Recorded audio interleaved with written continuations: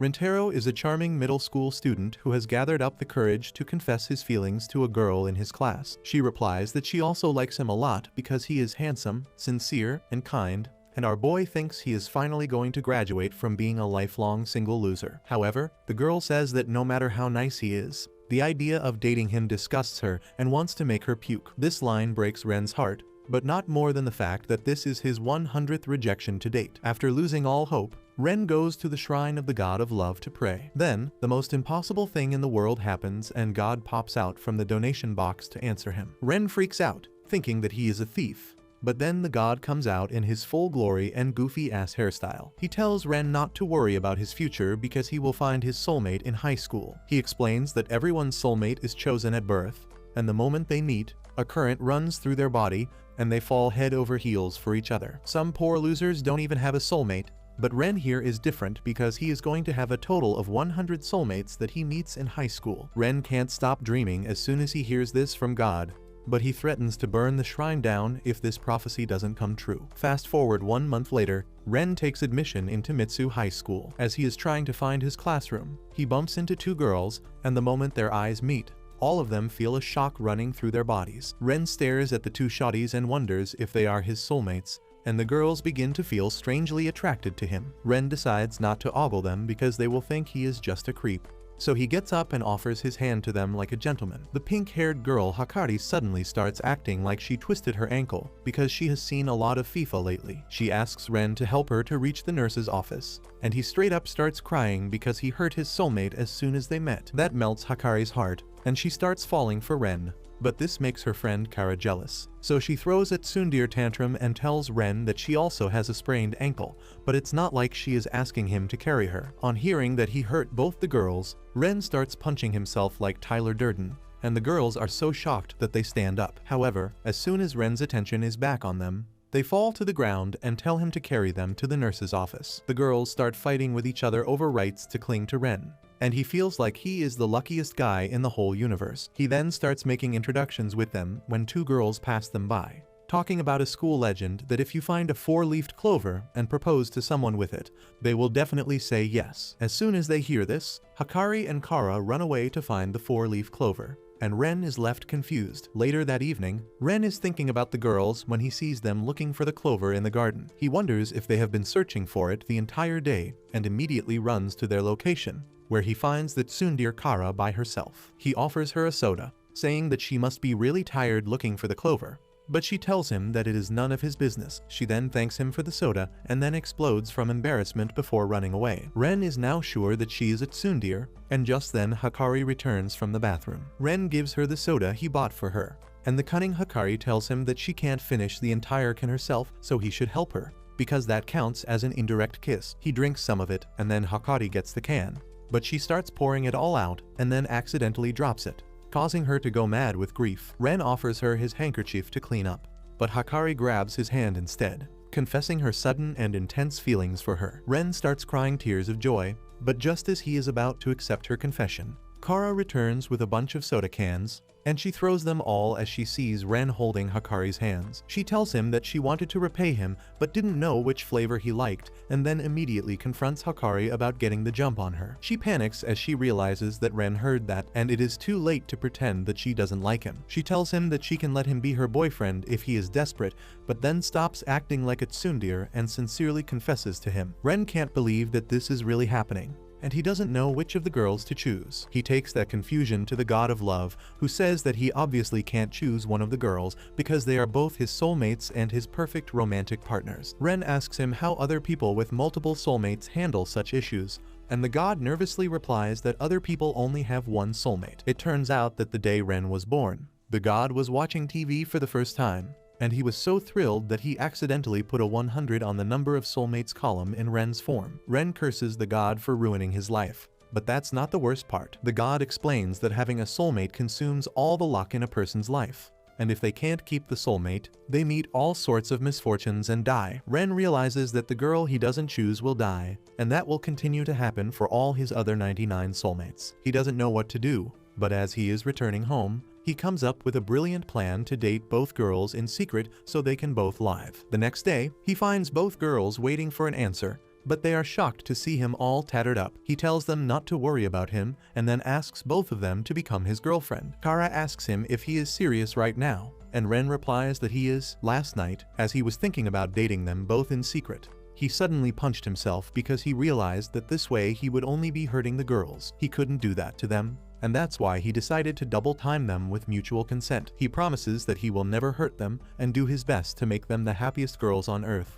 But Kara is not having any of that. Suddenly, Ren pulls out 2 4-leaved clovers to give to them and tells them how he asked the teacher to let him in at night. Kara yells at him, saying that it is just a dumb superstition and they aren't going to say yes to him just because he found the clovers. However, Ren replies that he knew they were trying to find them and he just wanted to return the gesture. Both the girls fall flat on hearing this, and Hikari accepts Ren's proposal to double time them. She tells Kara that if the choice is between being rejected by Ren and being double timed, she will choose the second option. She clings to his arm, and Kara decides to do the same before she gets left out. Both the girls hug him and tell him that they accept being his girlfriend, and Ren feels that this is the happiest day of his life. The next morning, Ren tells a telephone pole that he has got a girlfriend because his friend's circle is equal to his body count. Just then, his 2 girlfriends arrive there, and Kara asks him if he is crazy to talk to a pole. Ren replies that he is just happy to get a girlfriend and didn't have anyone else to talk with, and she turns away,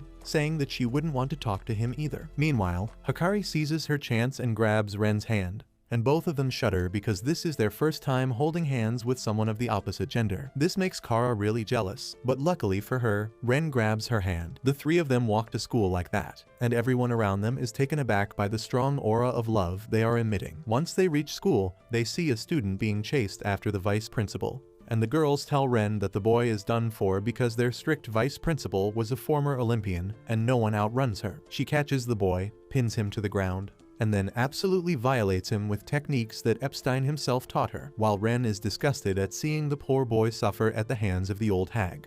Hikari asks him if he has ever kissed before. He shyly responds that he hasn't, and both the girls are fired up to steal his first kiss. During lunch break, they go to the terrace to eat, and Hikari feeds the food she cooked to Ren. Kara gets jealous seeing this, so she takes out the cookies she baked for him. However, she closes her eyes while trying to feed him and almost blinds him with a cookie. Ren says that the cookie is also the best in the galaxy, and then Hikari moves on with her master plan. She takes out Pocky sticks to feed Ren, but holds the stick in her mouth, and he is almost about to kiss her when Kara tries to ape Hikari, but ends up poking Ren's second eye as well. Because of that, Ren breaks the stick in half. And then Kara says that he must have a fever because his eyes are red. She says that a girlfriend's kiss can heal all sorts of fevers and moves ahead to kiss him.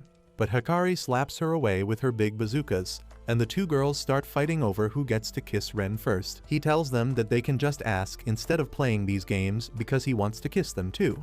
But the girls tell him that both of them want to be his first kiss and only one can get that honor. Luckily, Ren has already gone through hundreds of imaginary scenarios about how to please his girls, and he has a solution for that. It includes a pair of dice, a blindfold, and a music player, and Ren explains a weird game about how they all will be blindfolded and no one will know whom he kissed first, so both of them can claim his first kiss. While Hikari thinks that this is a Batman-level plan that Ren came up with a night of prep time, Kara says that they can easily cheat. Ren's solution to that is to pinky promise that none of them will cheat. With that, the game begins, and Ren starts walking towards his first target. However, things don't work out as things keep happening. Ren decides to restart the game again, but after numerous disastrous failures, he gives up. Hikari says that Ren's plan is perfect, and the fault lies with Kara because she was beating him the entire time. They start fighting over Ren again, but he takes the entire blame on himself because he is an inexperienced boyfriend who turned kissing into Squid Games.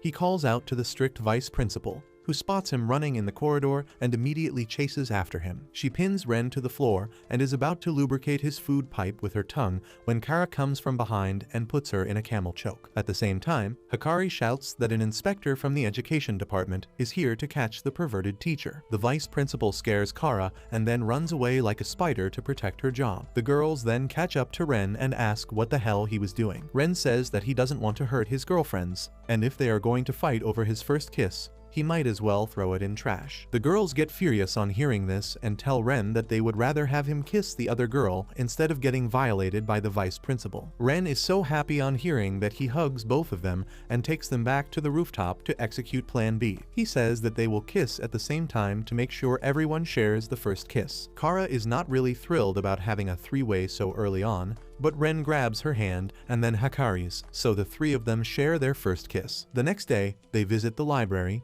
and the girls start looking for cookbooks so that they can become proper wife material. While they start fighting over books, Ren leaves to find a book for himself, but another person reaches for it at the same time. Ren turns around to see a cute loli trying to get the book, and the moment their eyes meet, he feels the soulmate shock again. The loli starts blushing hard on seeing Ren without realizing that he is her soulmate. She shies away and tells him to take the book, but he tells her that it is alright. He asks her who she is, and she opens a book and points at a line, saying that she is the ruler of this country. Ren is confused at first, but then finds out that she is a librarian. Ren realizes that she is a strict librarian who doesn't want anyone talking, so he decides to play dumb charades with her. However, she tells him that she is not speaking because she is socially anxious. She decides to call someone else to help him, but Ren stops her and says that he needs her help in finding the right book. He says that his favorite genre is romance with a happy ending, and the lowly librarian immediately gets to work. She gathers 2 big stacks of books for Ren,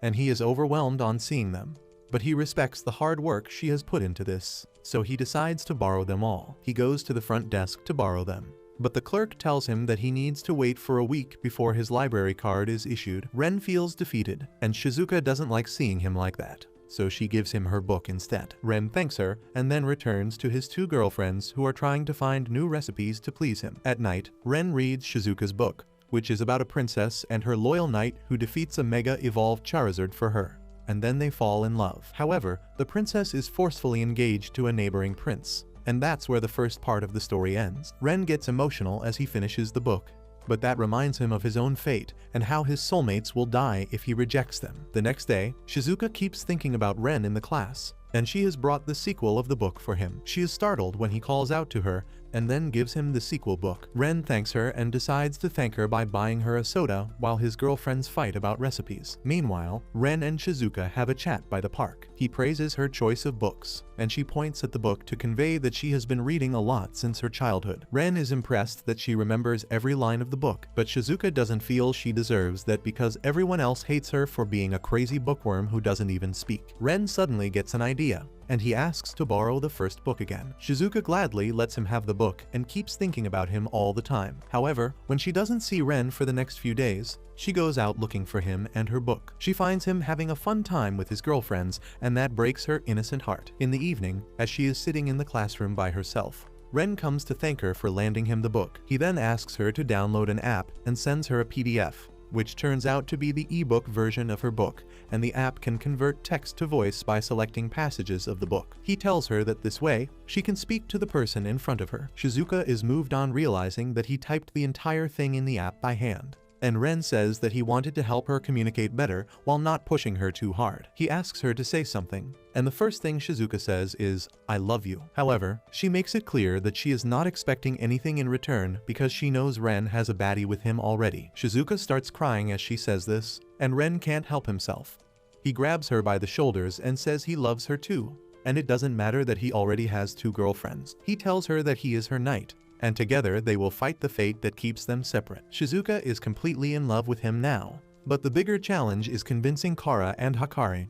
Ren tells them the entire story and asks them to let Shizuka join his harem. Kara lashes out at him, asking if his brain has rotted away, but Hakari is emotional because Ren didn't dump them even after getting a new girlfriend. Ren says that his feelings for them haven't changed, and he is going to work his best to give all 3 of them the love and care they deserve. After that, Ren properly introduces his girls to each other and tells them that Shizuka is a shy librarian who can only talk through books. She twitches and moves her toes according to her mood when she reads books, and he finds it cute like a puppy's tail. Shizuka is rattled because she hadn't noticed that about herself. And then Ren says that Hakari is also cute because she chomps on her finger when she is thinking. Ren says that he finds it really hot as well as cute, and then adds that when Kara tries to brush off a compliment, she twirls her hair around her finger, which is completely opposite of her personality. The girls are overwhelmed on seeing how deeply Ren notices their habits. Meanwhile, he continues talking about how they react during kissing. And that statement makes Shizuka lose her cool. She asks Ren if he has really kissed the girls, and he affirms. Hikari asks if she is also interested in kissing their boyfriend,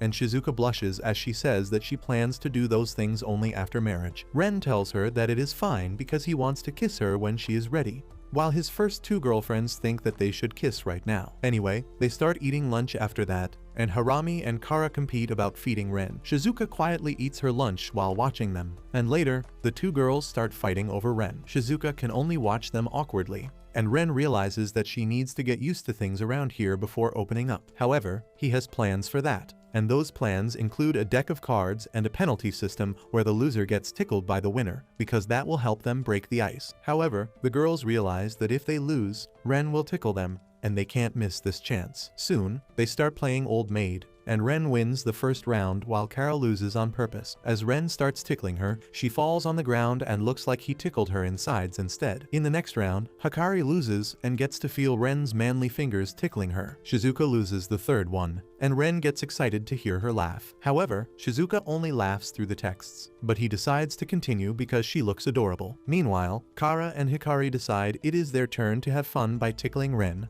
but the winner of the next round is Shizuka. She only pokes Ren in the name of tickling, and Hikari realizes that Shizuka is so shy that she is not misusing the chance to touch her boyfriend everywhere. She thinks that this makes Shizuka cuter than a poser like her and a much more dangerous rival than Kara. After a while, Ren takes a bathroom break, and Kara immediately confronts Shizuka, asking if she is holding back her naughty desires because they are watching her. She tells her to stop holding back and take full advantage of being Ren's girlfriend. Shizuka decides to come clean and says that she is holding back because she doesn't want Ren to compare her with Hikari and Kara, who are both more outgoing and passionate than her. The girls are smitten by her honesty and cuteness, and they tell her to stop worrying because Ren loves them all equally and he won't compare them. The girls start getting along with that, and that was Ren's plan all along. He could see Kara's anger earlier, and his first instinct was to stop the fight from happening, but then he decided to step away so that the girls could be honest with each other, which is the most important part of getting close to each other. He returns to the rooftop with that,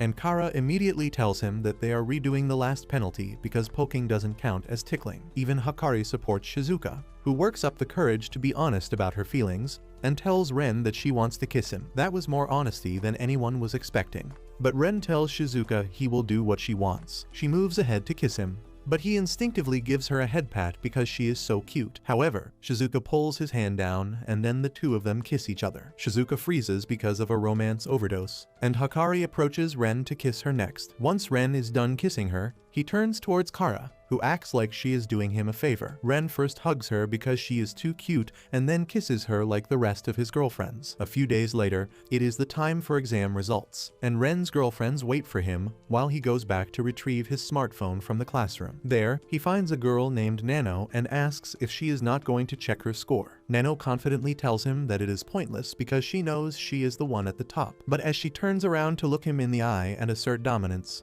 both of them feel a shock running through their body. Ren realizes that she is also his soulmate and asks her if she wants to check the result together. Nano turns him down again, saying that it is a waste of time, and Ren leaves her alone. Once he checks the results, he pats the heads of the girls for doing well on the exam, and then checks who is the topper. He is shocked to see that Nano has gotten full marks in all subjects, and he asks his girls if they know anything about her. They tell him that Nano is distant and cold because she focuses on efficiency over anything else, and that's why everyone thinks she is AI. Anyway, they return to the classroom, and for a biology lab class, Ren gets paired with Nano, who is calm and elegant. He decides to start the conversation by talking about the experiment to see onion cells under a microscope, but to his shock, Nano is copying the diagram from the book because that's the most efficient method according to her. She tells Ren that it is pointless to do what the scientists have already proved, and even when he convinces her to use the microscope, she uses it to see the diagram in the book. Ren realizes that this girl is called AI because of how dumb she is while trying to sound logical. Anyway, he decides to do the experiment himself, but ends up nicking his finger. He tells Nano that he will visit the nurse's office, but she has a more efficient method of stopping the bleeding. She suddenly starts sucking Ren's finger while saying that saliva contains antimicrobial compounds. Ren freaks out, but he slowly starts enjoying the feeling and wishes that he had cut something else instead of his finger. Later, he thanks her for helping him earlier, and Nano tells him that she just chose the most efficient manner. He offers to buy a soda to thank her and get to know her better, but she turns him down because soda is not efficient for hydrating her body, and she doesn't want to waste time doing things that don't improve her future. Ren strongly disagrees and says that having fun makes life meaningful, but Nano leaves him stunned with some capitalistic logic that he is too dumb to process. However, now he wonders if someone like Nano is really his soulmate. Later that night, as Nano is studying, she keeps thinking about how outrageously she started sucking Ren's finger. She wonders why she did it and stresses over it. So to get back her focus, she starts writing down the value of pi to the last decimal place known to mankind. However, when even that doesn't help, she realizes she needs to do something more drastic. So the next morning, she calls Ren to meet her and tells him that she is in love with him and wants to become his girlfriend because his thoughts keep distracting her. Ren gladly accepts the proposal, but then Nano refuses him because she wants to end their love and continue her efficient life. She tells Ren that love between teenagers is useless, so he should forget about her, but he refuses, saying that she can't break his heart because he has endured 100 rejections. He asks her to go on a date with him, and if he can't win her over, he won't bother her again. Soon, they go on the date, and Ren is excited because this is his first ever date. He starts swooning as he sees Nano in casual clothes and tries his best to make her have a fun time. However, she keeps complaining about everything from silly rides to instant cameras and haunted houses. However, when Ren takes her on a Ferris wheel, she starts trembling because she is afraid of heights. Ren asks if he can sit next to her, and Nano agrees. She grabs his sleeve with her trembling fingers and then ends up holding his hand, and Ren is unable to process what she is thinking. At the end of the date, he asks if she had fun, and she affirms but tells him that doesn't mean she will date him. She says that this was a meaningless day because she didn't gain anything valuable, and Ren decides to play along. He says he will burn all the memories of this meaningless day. But as Nano sees him burning the pictures, she remembers their date and snatches the pictures away. That was what Ren was aiming for, and he tells Nano that she gained something valuable today that she can't measure in terms of usefulness. Nano starts crying on hearing this, and after Ren helps her calm down, she asks him to become his boyfriend for real. She says that she wants to find out valuable things that she has missed in her life and spend a fun time with him. Ren gladly accepts the new relationship, but then Nano grabs his hand and pulls him in for a kiss, because that's the most efficient way to progress their relationship. The next day, Ren introduces Nano to his harem and asks for their permission to add her into the group chat. But the girls are more interested in the theme park date because they wanted something like that too. Ren tells them that they should go out together the next week and asks if anyone has any ideas, and Hakari was waiting for this chance. She tells Ren about a new theme park with a pool that opened up recently and asks if he wants to go there. Soon after that, the girls go for swimsuit shopping, and Kara is pissed because she doesn't think she looks cute in swimsuits. However, she soon finds a cute white swimsuit and decides to buy it in case Ren likes it. Soon, the day of the group date comes, and Ren feels like he is in heaven after seeing his girls in swimsuits. Shizuka apologizes because she only wore the school-issued swimsuit, but Ren praises her for her decency. Just then, Kara comes out while wearing a changing robe, claiming that she is not feeling well. Nano tells her to rest on the benches to feel better, and Shizuka offers to give her company, but Kara pats her head and assures her that she will be alright. She walks away with that, and everyone else starts playing in the water. Shizuka starts spinning in her float tube because of the current,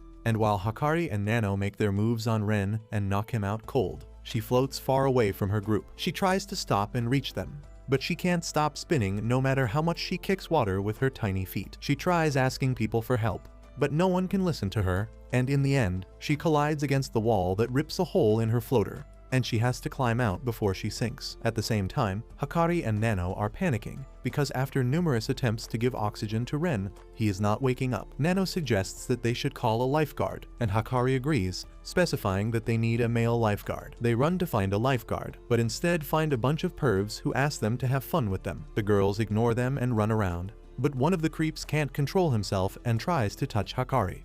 Luckily, Nano stops him and pokes his eyes to knock him out efficiently. His buddies get mad at this and decide to teach the girls a lesson, and Nano realizes that this is going to take a lot of time, so she volunteers to accompany the boys while Hakari finds the lifeguard. Hakari asks her why she is taking such a risk, and Nano replies that Ren will be more hurt if something happens to Hakari since they have been dating for longer. However, Hakari refuses to accept that and tells the creeps that no one wants to waste their time looking at their ugly faces. This infuriates the creeps and they try to attack them. But just then, Ren arrives there to take the blow and save them. He tells the pervs to stay away from his girlfriends and says that they can have all the fun they want with him as payback for Nano blinding their friend. The perverts tell him that they don't swing the way and tell him to take his girlfriend and leave. Ren tells them that both of them are his girlfriends, and the creep asks him to kiss them both to prove that's true. Ren doesn't want to play along, but his girls just need an excuse to kiss him. Once they are both done, the creeps freak out and say they don't want to do anything with such freaky hoes and run away. Just then, Kara comes there running and explains that a few seconds later, she saw them picking a fight with the creeps, so she looked around to see what Ren was doing. She found him on death's door and told him to wake up because his girlfriends were in danger. And that was all he needed to come back to his senses. Ren then thanks Nano for saving Hakari, but tells her not to put herself in danger because he won't be able to forgive himself if something happened to her. Nano blushes hearing that, but just then Ren notices Shizuka is missing. He starts panicking, fearing that something might have happened, and immediately rushes to find her. Meanwhile, Shizuka is trying to ask for help, but then her phone's battery dies out. She feels incredibly lonely and scared, but just then, Ren arrives there, screaming her name. He can't see her and she realizes that she needs to call out to him using her real voice. However, she feels that he won't be able to hear it because her voice is so tiny. She takes the leap of faith and calls him, and Ren can hear her faint voice. He immediately reaches out to her and carries her in his arms, and Shizuka kisses him in the middle of the pool. After that, they reach the rest of the girls, and Ren decides to take a break with Kara. He has now realized that the reason she is not playing in water is because she feels insecure that she is not as thick as Hakari and Nano or as cute as Shizuka. She feels that she won't look good in a swimsuit. But then Ren takes off her dressing robe to reveal her swimsuit. Kara starts slapping him for having no manners, but then Ren hugs her, saying that she looks stunning. He tells her that she doesn't have to feel insecure about anything because she is perfect, and then he kisses her. After that, he takes her back to the rest of his harem, and all of them enjoy their time at the pool together. A couple days later, Ren's girlfriends take him to eat special couple pancakes, but as he passes by the chemistry lab, his eyes meet with a red-headed nerd baddie and a current runs through both of them immediately. He gets no time to talk with her then, but he visits the chemistry lab the next day to meet her. He doesn't find her there, and instead there is an excited loli who introduces herself as Kusuri. Chem Club. Ren asks her about the girl he saw yesterday, but Kusuri tells him to wait and drink the tea she prepared. Ren politely obliges, and soon, Kusuri returns with a test tube in her hand, saying that this is the human magnet formula that can turn people into magnets. She tells Ren to try it, but he thinks it is risky. However, Kusuri doesn't take no for an answer and force feeds the formula to him. To Ren's surprise, it works, and then Kusuri drinks the medicine, but with the opposite polarity that attracts her to Ren like a magnet. He is overwhelmed by her cuteness, but controls himself because the FBI is watching. He asks her to get away, but Kusuri tells him that the effect of the formula will end in 10 minutes. However, they are going to be the longest 10 minutes of their lives because Kusuri has been holding her bladder the entire time. Luckily, she was wearing diapers in case something like this happened, but that is also too crazy and gross for Ren. Anyway, once the 10 minutes pass and they separate, Kusuri begins to tell Ren about the other medicines she has made. Ren feels like the girl is distracting him from the goal of finding his soulmate, but he can't stop thinking about her. Kusuri knows this too, and she reveals that the tea he drank earlier was actually a love potion because she likes him a lot, and they should go out on a date. She is sure that he won't refuse her under the effect of the love potion, but then Ren starts puking the potion out. Kusuri starts crying, thinking that he doesn't want to be in love with her, but Ren says that he just wants to be himself when he accepts her confession. However, before he can throw up the medicine, it starts reacting violently with his body, and he starts spasming. Kusuri tries to feed him a medicine that will counter the previous medicines, but since she can't feed him normally, she decides to do it with a kiss. Once Ren is normal, he tells Kusuri that he didn't need the medicine to be in love with her because he already likes her. She turns red from embarrassment on hearing this and begs him to date her. Ren agrees, and just then she grows up into the girl he saw saw yesterday. He is shocked and asks what is going on, and Kuzuri explains that this is her original form and a failed experiment to become immortal turned her into a lowly. She says that the drug neutralizing medicine must have turned her back to normal, but she will return to her tiny form in an hour. She tells Ren that she is a third-year student, and he bows to her on realizing she is a senpai. He agrees to date her and takes her to his harem when she becomes a lowly again, explaining the entire story of how he met her. Kuzuri introduces herself and says she is here with gifts for everyone. For Kara, she has medicines that can untwist her personality and give her what puberty couldn't. Kara immediately locks down Ren for telling such things about her to his new girlfriend, but apologizes as soon as Kuzuri says that she did her own research. Next, she gives Hakari a hot stuff medicine,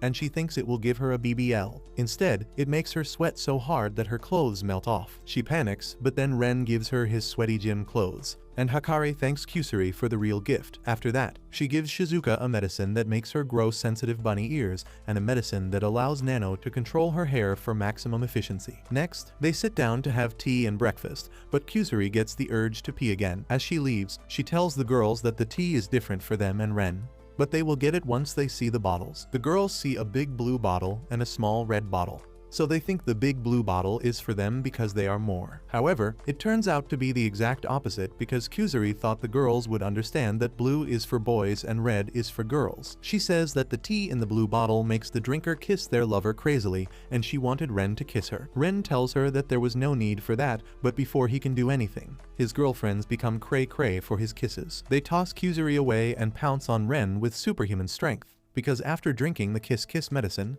they become superpowered zombies. Kuzuri tells Ren they need to act soon because if they don't get the neutralizing medicine in an hour, they will remain like this for the rest of their life. Kuzuri takes Ren away from the kiss zombies and closes the roof door. However, the kiss zombies catch up to them in no time, and the two of them start running. Nano realizes that it is inefficient to chase them and sends the girls in all directions to corner them. Ren sees it and decides to distract the girls while Kuzuri makes the medicine. He tries to lead Shizuka away because she is the slowest, but then she slips and hurts her head. Ren can't stop himself from carrying her to the nurse's office, but the nurse is on leave, and he has to treat her himself. However, he recalls that Shizuka is a kiss zombie too late, and she pins him to the bed and starts making out with him. Ren feels so good that he doesn't want to stop, but he realizes that he might lose the real Shizuka forever at this rate, so he leaves her hanging and heads to find the other girls. Hakari and Kara find her first, and Kara launches Hakari towards him to knock him to the ground. With that, the girls catch up to him and take turns kissing him. Ren knows they are too strong to push away, but luckily, they start fighting out of nowhere, and he realizes that they still have their personalities, so he makes them kiss each other, and the girls continue what he started because they have already kissed each other, and they count as lovers too. Ren starts getting excited on seeing lesbian action in 4K. But then he remembers that he needs to help Kuzuri. He reaches the lab, but to his shock, Nano is already there. Ren panics and hides in a closet, hoping that Kuzuri reaches the lab in time to make the medicine. But unfortunately, she was hiding in the same closet before him. Kuzuri tells him to run away and distract Nano, but he knows that Nano will understand that he is acting as a decoy and won't fall for it. Suddenly, Kuzuri starts crying, saying that everything is always ruined because of her. Everyone left the chemistry lab because of her obsession with drugs, and now she is going to ruin the life of the guy she loves as well. She clutches her coat in frustration, but then realizes that she has an emergency neutralizing medicine with her that can help her save the day. Ren thinks that they can turn Nano back to normal with the medicine, but instead, Kuzuri starts drinking it. Ren interrupts her and causes her to drop the test tube midway, causing her to freak out because she was planning to turn into her grown-up version that Nano hadn't seen to sneak past her. Ren gets flustered because he is so close to Kuzuri, but she tells him they need to hurry because the medicine won't last long as she drank only a little bit of it. She decides to catch Nano by surprise and tie her up, but ends up revealing her name accidentally. Nano ties her up pretty kinkily on hearing that,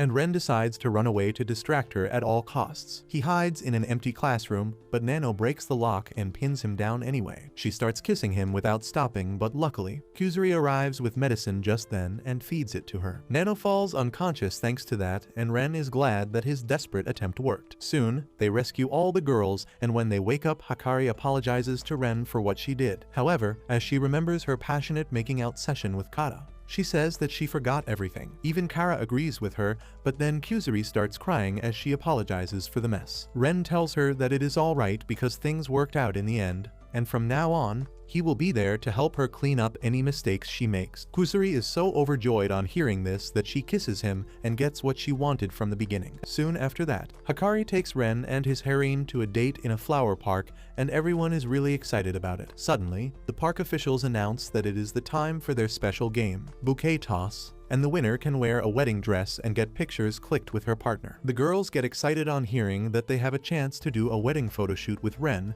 but Hikari is the most excited one. They go to take part in the competition, but there is a huge crowd there, and a team of juiced-up female bodybuilders called Gorilla Gang is eager to win the competition so that their boss can do a photo shoot with her boy toy. Hikari suggests that they work as a team and then draw lots later to see who gets a chance to click pictures with Ren. The girls agree to the plan, and Ren asks Shizuka to sit this one out because she is not built for a competition like this. She agrees, and then Ren notices that the Gorilla Gang has flags. So he makes a flag for Rentaro family using a towel and a Sharpie that gets the girls swooning. Soon, the competition starts, and the guest throwing the bouquet is the vice principal, who is also a former shot put athlete. She tosses the bouquet at supersonic speed, and everyone starts running after it. Suddenly, members of the Gorilla Gang begin knocking people down, and Kara says that attacking others is against the rule. However, the Gorilla Gang say they are just training with each other and they aren't responsible for anyone who gets caught in the crossfire. Kara gets pissed on this and decides to join the Gorilla Gang to fight them. She clashes head-on with the Gorilla Boss and proves that she is as strong as any bodybuilder. Meanwhile, the bouquet starts falling and the Gorilla Gang creates a hurricane to pull it towards them. Luckily, Shizuka was holding the towel near them,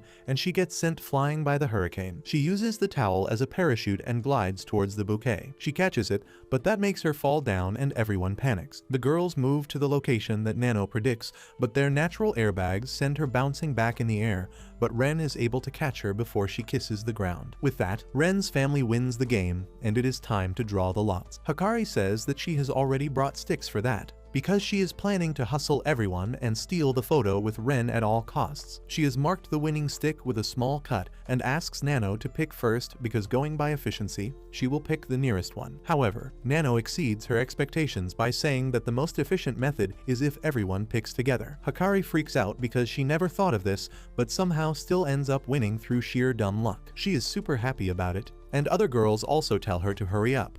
But Hikari asks them to join them in the photo. Once the photo is clicked, she thanks Ren for fulfilling her lifelong dream before asking him to break up with her. Ren is stumped at this request, but he can't say anything immediately. As he changes clothes, he wonders what happened to Hikari. He starts looking for her, but the staff tells him that she said she had urgent business and left in a car. Everyone is worried about her, and Ren tries calling her, but she doesn't pick up. So he follows the address that was on a letter containing her steamy pics she once sent to him. That address leads him to a lavish mansion, and he sees Hikari looking sadly out of a window. He calls out to her, and she signals him to quiet down before a guard comes checking for the sound he heard. Ren hides from the guard and gets a call from Hikari's landline, who tells him to leave her alone. He refuses, saying that he wants to know why she wants a breakup, and Hikari confesses that her mother found out that she is in a harem, so she made her break up with him. She knows that her mother is ruthless and will use the power of money to keep them separate. Hikari says that she still loves Ren, but just then, her mother arrives and takes the phone from her. She tells Ren to get out of her daughter's life before she removes him from this world and then ends the call. Ren starts screaming at her to listen, but then the guard catches him and tells him to get lost because there are things in life that he can't change. Ren leaves, defeated and broken. But as he is wallowing in despair, he sees a 4-leafed clover and decides to do whatever he can for his girl. He tells his harem about the situation with Hikari and says that he is going to break into her mansion and run away with her. He says that they will go into hiding and he doesn't know when they can return, so he wants his girls to wait for him to get back. However, they are not having that and tell him that they will come with him and rescue Hikari together. Soon, they sneak into Hikari's mansion, and the girls are impressed that she comes from old money. Ren tries throwing a ball at her window to get her attention, but it bounces off the wall and a fluffy white cat takes it, refusing to give it back. In the commotion, the guard comes there and Ren's harem hides behind a tree while the cat distracts the guard. Suddenly, Nano gets an idea on realizing that this family has a cat, and she uses the pet door to toss pebbles at the doorknob to unlock it from inside. Everyone is amazed at how insane but effective she is. But Ren notices that she injured her nail in the process. As Kara bandages her, she asks Nano why would she hurt herself, and she replies that she just wants to help her friend. With that, they enter the house, but immediately a big and scary guard dog blocks their path. Everyone freaks and runs out, but Shizuka is so scared that she can't move. She fears that the dog is going to tear her apart and eat her, but she decides to sacrifice herself for Hakari. However, the dog starts licking her instead, and Nano realizes that the dog's protective instincts kicked in after seeing how defenseless Shizuka is. Kuzuri rolls a sleeping potion towards Shizuka and tells her to use it, but Shizuka drinks it herself and falls asleep. Luckily, the dog licks the remaining medicine and falls asleep right away as well. Thanks to that, they are able to wake Shizuka up and continue on their journey, but they meet the cat again in a long corridor. They trip the infrared alarm and panic, but manage to hide behind the doors as the guards arrive and find the cat. They think that the cat triggered the alarm as it always does, so they take it away. After that, Ren and others wonder how can they cross the corridor, but Kuzuri has a solution for that. She tears an envelope with infrared vision eye drops and makes Ren use it. But in the meantime, Kara picks up the letter. Kuzuri snatches it back from her, but Nano has read the address already. She says that the letter was addressed to a foreign pharma company that Kuzuri wants to work at, and today is the last day to apply for an internship there. Kuzuri says that Hakari is a friend, and saving her is more important than the internship. She then asks Ren if he can see in infrared now, so he opens his eyes to unleash homegrown Sharingan. Now, he can see only infrared light, and he freaks out on seeing that the trap covers everything from the floor to the roof. However, there is an open area near the chandelier, and he says they can cross the trap through it. Everyone thinks it is impossible because they can't climb up the walls, but then Nano gets an idea. She ties Ren and Kara together in reverse 69 so that they have enough reach to climb the wall. They start walking up the wall and then over the infrared traps. But as they cross the chandelier, Kara's clothes get loose and Ren's face is pressed directly against her belly and down under. She barely manages to get past the trap without losing her grip.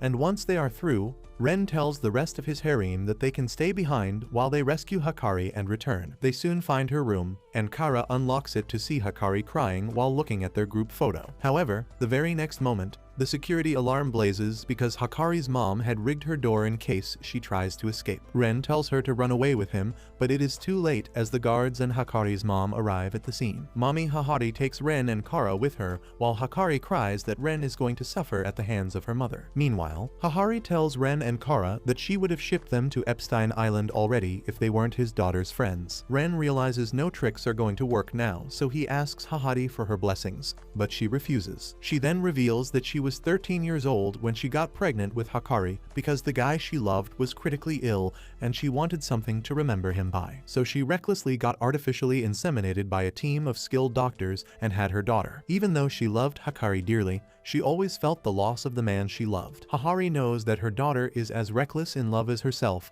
and she is going to be hurt badly if she dates a man who is 5 timing. That's why she tells Ren that his words mean nothing, and she is doing what she needs to protect her daughter. Ren starts crying on hearing her sad story and promises that he will never do anything that hurts Hakari. The tears wash away the medicine from his eyes, and he can see again. And as he meets Hahari's gaze, the soulmate shock runs through their bodies. Hahari is overwhelmed on feeling the sensation called love after 16 years, and she immediately asks Ren to go out with her because despite all that she has faced, she is still the type to become blind in love. Kara is flabbergasted by what she just heard, but Ren is about to say yes because he doesn't say no to his soulmates. Kara yells at him to snap out of it, and then Hahari says that she was just joking to test him, and she is still not going to give her daughter to him. Ren swears that he will do his best to keep Hakari happy. So Hahari summons a custom lie detector chair that can sense even the smallest lies to test his promises. Ren agrees to undergo her test, but asks her to prove that the chair works. Hahari agrees and makes Kara take the test because Ren will trust her answers more. The first question Hahari asks her is about her cup size,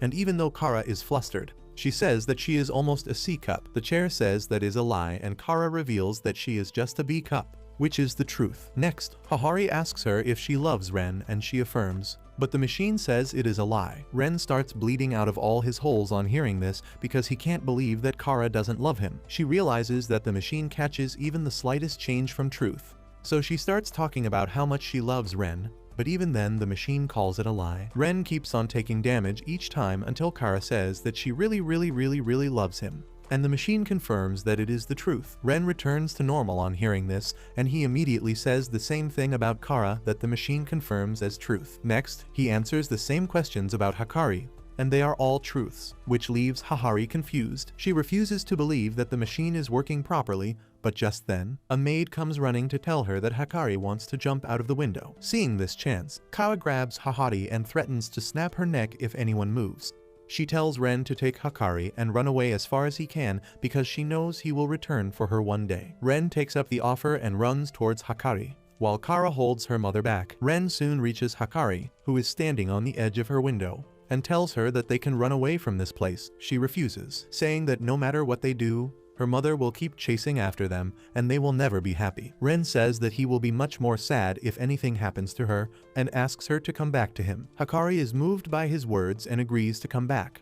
But then her adrenaline wears off and she gets scared of falling. Ren walks to her cautiously, but Hikari slips and falls. Luckily, he catches her, but he is in a bad position and both of them are about to fall just as Kara and Hahari reach the room. They reach for Ren, but he slips and falls, refusing to let Hikari go. He curls up around her and then kicks the wall to land in the pool below them. His girls also dive in to rescue him, but Kuzuri has to rescue Shizuka first because she can't swim. Once they are out, Ren hugs Hikari, but then Kara comes there and slaps her, calling her an idiot for trying to jump out of the window. Ren hugs both of them as they cry, and Hahari realizes that he was not lying when he said he would do anything for his girlfriends. She bows to him and asks him to make her daughter happy, and Ren agrees. He realizes how much Hahari loves her daughter, but he doesn't want her to be sad either, so he takes her hands and says that he will make both her and Hikari happy. He says yes to her proposal from earlier, and Hahari is so happy that she hugs him tightly. Hikari freaks out on hearing this and reminds her mom that this guy is her boyfriend.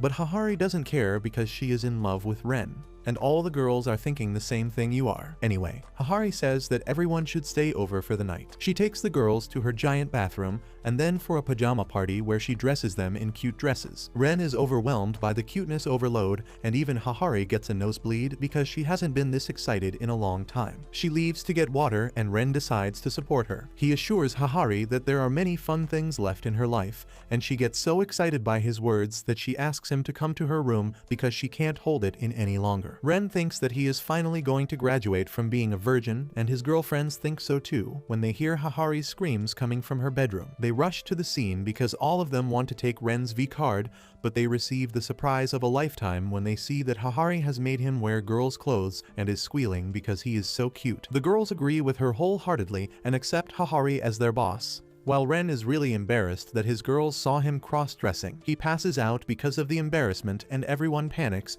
but Hahari finds an opportunity in this crisis. She makes Nano dress up like a prince to wake up the sleeping beauty. Nano kisses Ren and brings him back to his senses, and the girls start drooling on seeing this. Once Ren is awake, he takes off his female clothes and angrily heads to take a bath. But Hikari and her mother have plans to snoop on him and see what he is packing. However, Shizuka is against peeping, so Hikari and Hahari roll her up in a bedsheet like a burrito and tell her that they will bring pictures for her. The girls lower Kusuri to the bathroom window so that she can confirm the status for them, but it is too foggy and she presses her face to the glass just as Ren looks towards her. She freaks out on being spotted, but Ren thinks that he saw a ghost, so he is even more scared. At the same time, Shizuka decides to protect Ren's honor at all costs and starts rolling towards him, while Hahari leads the girls to the attic, which will allow them to see Ren from above. The girls are nervous about finding mice in the attic, but Hahari tells them that her place is free from all sorts of pests. Just then, her cat brushes off against the girls and they freak out while banging on the floor below them. This further scares the already terrified Ren, who starts rubbing himself faster to get out of the bathroom. At the same time, Shizuka reaches the stairs but is afraid to roll down until the dog comes there and startles her. She rolls towards the bathroom at great speed, getting free of the bedsheet burrito.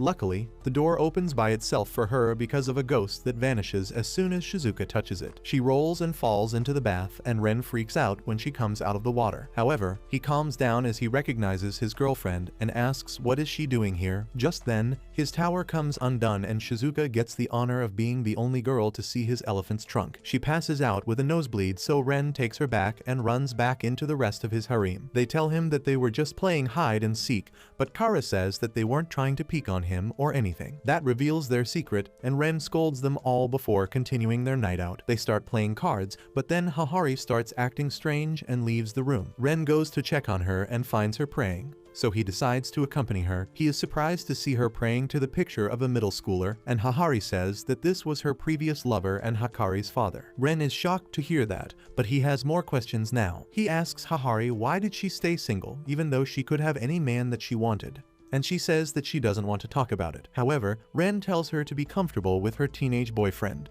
and she says that she loves her ex so much that she never wanted to love another man. Despite that, she fell in love with Ren, and it feels wrong. Ren suddenly hugs her and tells her that no one said she can only love one person at a time because he loves multiple girls too. Hahari is really moved, and she hugs Ren, asking him to kiss her because her ex never did, and on his deathbed he asked her to save her first kiss for someone who would never leave her alone. She suddenly takes her words back, but then Ren pulls her towards him and kisses her while she thinks of her ex, which would normally be a red flag. After that, all of them fall asleep, and Ren wakes up in the middle of the night to go to the toilet that is oddly not joined with the bedroom. On the way, he sees the ghost of Hakari's dad, and instead of getting scared, he asks him how is he here. The ghost tries scaring Ren, but he is pretty chill because he sees him as his father-in-law, and says that he must be a nice guy if Hahari loves him so much. The ghost of the ex can't pretend to be scary anymore, and he reveals that he has been watching over his girlfriend and daughter for the past 16 years, but now that Ren is here, he thinks that the girls are in safe hands. Ren asks to shake his hand and thanks him for bringing Hakari into this world and making Hahari happy in the past. On hearing his heartfelt words, the ghost suddenly goes Super Saiyan because all his regrets and worries that tied him to Earth are getting washed away after meeting Ren. He tells Ren to watch over the girls for him as he passes away, and Ren wakes up in the morning, trying to stop him from going. Later, everyone heads back home to change and go to school, and Hahari asks them to come here as often as they want to. However, she can't control herself from going after Ren, and in the afternoon assembly, she introduces herself to the students as the new chairperson of the school board because she bought the school to be closer to Ren. Meanwhile, ran all the way to her mansion to see her in the lunch break, and he gathers his strength to run back and meet his girls back at school, passing many of his future soulmates to reach his girlfriends waiting for him at the rooftop. A couple weeks later, Hakari calls everyone to the rooftop for an emergency meeting. She says that after 3 months in a relationship, guys start getting a little bored. That is why she asked Kuzuri to make them a medicine that can revive Ren's interest in them. Kuzuri comes forward with the medicine and mixes it with the final ingredient, but it doesn't work out as she planned and explodes. Ren comes running to see if his girls are alright and finds that the medicine made the girls switch their bodies just like in Your Name. They start quarreling about how they are going to handle it, and Ren asks them to slow down and explain who is who right now.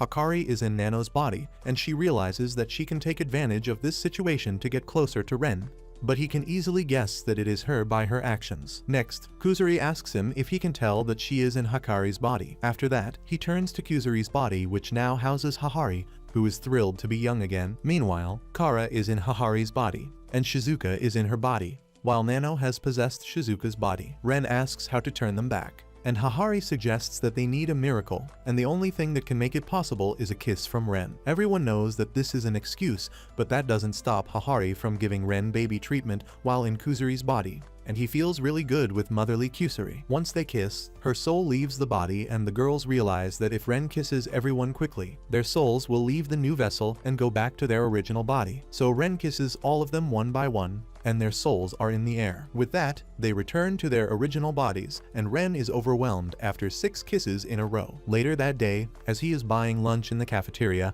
a girl reaches for the egg on toast he wanted. As Ren looks at her, the soulmate current runs through his body, but he is shocked to see that the emo girl is actually a middle schooler. She tells him to mind his own business and then tries to buy the egg on toast, but unfortunately she doesn't have the money for that. Ren finds her in the park and offers to share his lunch with her. The girl still acts bitchy, but as soon as she takes a bite, she starts squealing with delight and apologizes to Ren for being rude earlier. She explains that she is a big foodie with a super fast metabolism, so if she gets a craving she can't satisfy. She turns cranky. Once she is done, she thanks Ren and leaves, but by the time he asks her name, she has already digested the food and rudely tells him to stop being a creep. However, she can't help but notice a strange feeling in her heart as she talks to him. The next day, The emo foodie girl looks for a special sandwich aggressively, but it is already sold out in her cafeteria. Just then, Ren comes there to ask what is she craving today, and she tells him it is none of his business. However, he guesses it and says that it's sold out in his cafeteria too. This pisses the girl off even more, and she decides to go to a convenience store,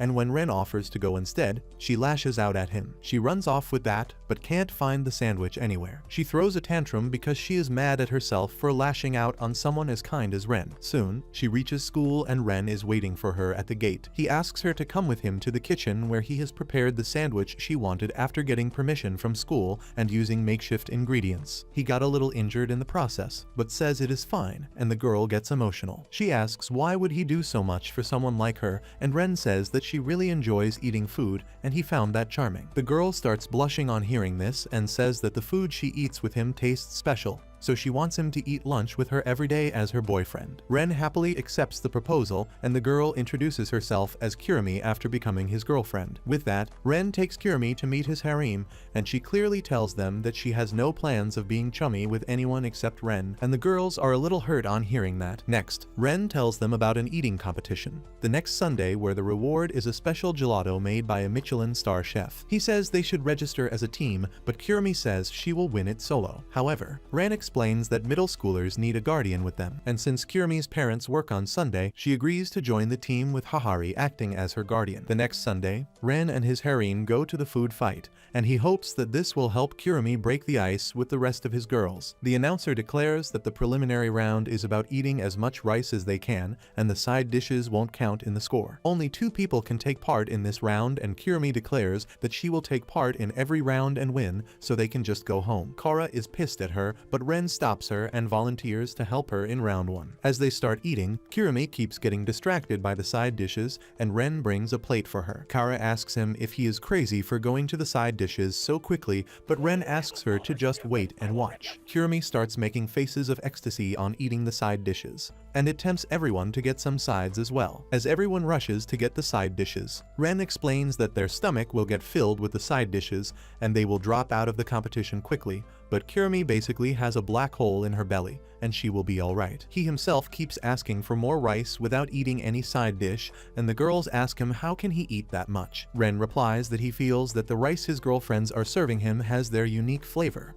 and he can't get tired of eating it. Soon, the prelim round ends, and despite their performance, Ren and Kirimi are only third. The second position goes to the Gorilla Gang, and the first position is taken by a sumo wrestler named Chonko, who came here straight from the One Piece universe. The next round is drinking boba tea, and Shizuka volunteers to help Kirimi. As the round begins, Chonko begins swallowing entire glasses of boba tea at once, but others start struggling to chew the tapioca balls after 10 minutes. Somehow Shizuka has no problem with it, because she has trained her tiny mouth since childhood to chew harder and longer than other people. Thanks to that, Ren's family gets second position. The next round is eating 10 pieces of sushi quickly, and Nano steps up to help Kirimi, who gets lost in the taste, but Nano starts swallowing sushi whole without chewing. Despite that, she can't beat Chonko because her stomach is full, so she rushes to the highest place in the arena to use her fear of heights to trigger her survival mechanisms that will let her eat more. She finishes the last piece of sushi, earning the second spot, but then freezes stiff and Ren has to rush and rescue her. The food in the next round is spicy tofu, and Chonko gives up because he can't handle the spice. Meanwhile, Kara, Kuzuri, and Kirimi win the round after beating the gorilla family. The next round is cake eating, and once again, Rintaro family comes second. Anyway, it is time for the final round, ramen eating. But no one except Kirimi is fit enough to take part in it. The gorilla gang leader and her lackeys decide to go all out for their boy toy, but after a few minutes, they have to be taken to hospital in ambulances. Now only Chonko and Kirimi remain, and they keep fighting hard. But Chonko is confident that he will win because he is not eating anything at all. His giant frame is actually a hoax, and he is spitting everything into a box hidden inside his suit. Soon, Kirimi starts struggling, and she realizes that she shouldn't have taken part in every round and let Ren and others handle some of them. She starts crying, thinking that her arrogance is going to cost her this win when suddenly, Ren and others arrive there to join the competition. Kirimi asks them why are they here when she was so rude to them, and they reply that they are a family that stays together no matter what. Ren tells her that they will win with the power of love, and Kirimi finally accepts his words. As they keep eating, Chonko's box gets full, so he transforms and begins stuffing his belly instead. After a prolonged battle, everyone is on the floor and the match is a tie. Kirimi and Chonko crawl towards their ramen bowl, but then Ren asks Kirimi to feed him instead. She does that, and Ren swallows the last bit of ramen while Chonko vomits. He can't understand how Ren didn't vomit after eating that much, and he replies that he will never throw up what his girlfriends feed him. With that, his team wins the competition and get to eat the special gelato. Kirimi now feels guilty for being rude to everyone, but instead of scolding her, they simply feed her more gelato. Later, Kirimi meets Ren privately and thanks him for taking her to the competition. Then suddenly, she moves closer to Ren and kisses him, saying that she could get used to his taste. Soon after that, Hahari gets into full mommy mode and makes baby clothes for everyone to wear. Ren gets so excited that he starts wearing them already, but Hahari tells him to wait because they have to drink Kusuri's babification medicine first. Kara and Kirimi don't want to take weird medicines or wear baby clothes, so Hakari starts rolling on the floor to convince them. This hurts Hakari, who asks her mother to stop embarrassing her in front of her friends. Seeing the atmosphere get tense, Kusuri decides to use the school cat as a distraction. She throws a test tube at her and asks her to catch it, but the cat runs away and the test tube explodes, causing everyone except Ren and Hakari to turn into babies. They are overwhelmed by their cuteness and dress them in baby clothes because Kusuri told them not to take the neutralizing medicine before an hour. While Ren is overwhelmed by the cuteness of the babies, Hakari starts feeling like a wife who had many kids with her husband. However, they both realize how difficult it is to take care of kids as Shizuka and Nano start running away. Kusuri tries to drink her medicines, while Kirimi and Kara try to get milk out of Hakari's jugs. They suddenly start fighting, and when Hakari tries to stop them, they begin crying as she tries to pacify them. Baby Hahari climbs on her shoulder and pulls her hair, and Hakari thinks she can't handle it. However, Hahari pats her head to comfort her, and in relief Hakari accidentally throws Kirimi and Kara away. Luckily, Ren catches them while dragging his face across the floor, and the babies really enjoy that. Ren realizes that this will keep them entertained, so he keeps dragging his face across the rooftop for an hour. And at the end, his face is pretty messed up. Anyway, he and Hakari realize that raising babies is not an easy task, but it is worth it because kids are little angels. Ren says that Hahari said that Hakari was the ray of hope in her life, and once she is back to normal, Hakari apologizes to her mother for being rude. She realizes that she has never seen her mother look so lively before, and it is because she finally feels free and safe with Ren and others. A couple days later, the harem has a cookie party on the rooftop, and Hahari's maid Mei is there to serve them. Hakari praises how bright Kirimi's eyes shine when she eats, and that leads to a chain reaction of everyone praising everyone's eye color. Hahari says that Mei's eyes are also really pretty, even though she always keeps them closed while wearing a polite smile. Hahari tells everyone that Mei's eyes are rainbow colored, and everyone is excited to see them. Hahari orders her to open her eyes, but Mei's eyelids have become rigid after not being used for so long. She can't open her eyes when she uses her hands, but she can't disobey her master, so she goes looking for a scalpel to cut open her eyelids. Hahari stops her, and the group begins looking for other ways to get her to open her eyes. However, Kirimi is curious about how does Mei see with her eyes closed. She replies that she doesn't, and instead she uses her other senses like Daredevil. She proves that by catching a flower pot that was about to fall on Ren's head, and he is impressed. Suddenly, Shizuka gets an idea, and she tries to startle Mei, but the only people affected by her actions are Ren and Hahari. After that, Nano threatens to startle her by stabbing her with a blade, but that doesn't work out either, and Nano reveals that she retracted the blade at the last moment. On seeing that nothing works, Ren suggests that they try to make Mei laugh because that will force her to open her eyes. He tells her a funny story about how he mispronounced a word earlier, and Mei laughs softly. But when he tells her that it wasn't him, but Hahari who mispronounced the word, Mei's eyes open wide. As her rainbow eyes meet Ren's, they feel the soulmate shock, and everyone is confused about how Ren's plan worked. He explains that Mei is so loyal that she wouldn't want to laugh at Hahari, and the shock got her to open her eyes. However, the bigger issue here is that Mei has fallen in love with Ren at first sight, but she refuses to date him because he is her mistress's boyfriend. Hahari tells her to keep her feelings first, and the rest of the harem also welcomes her.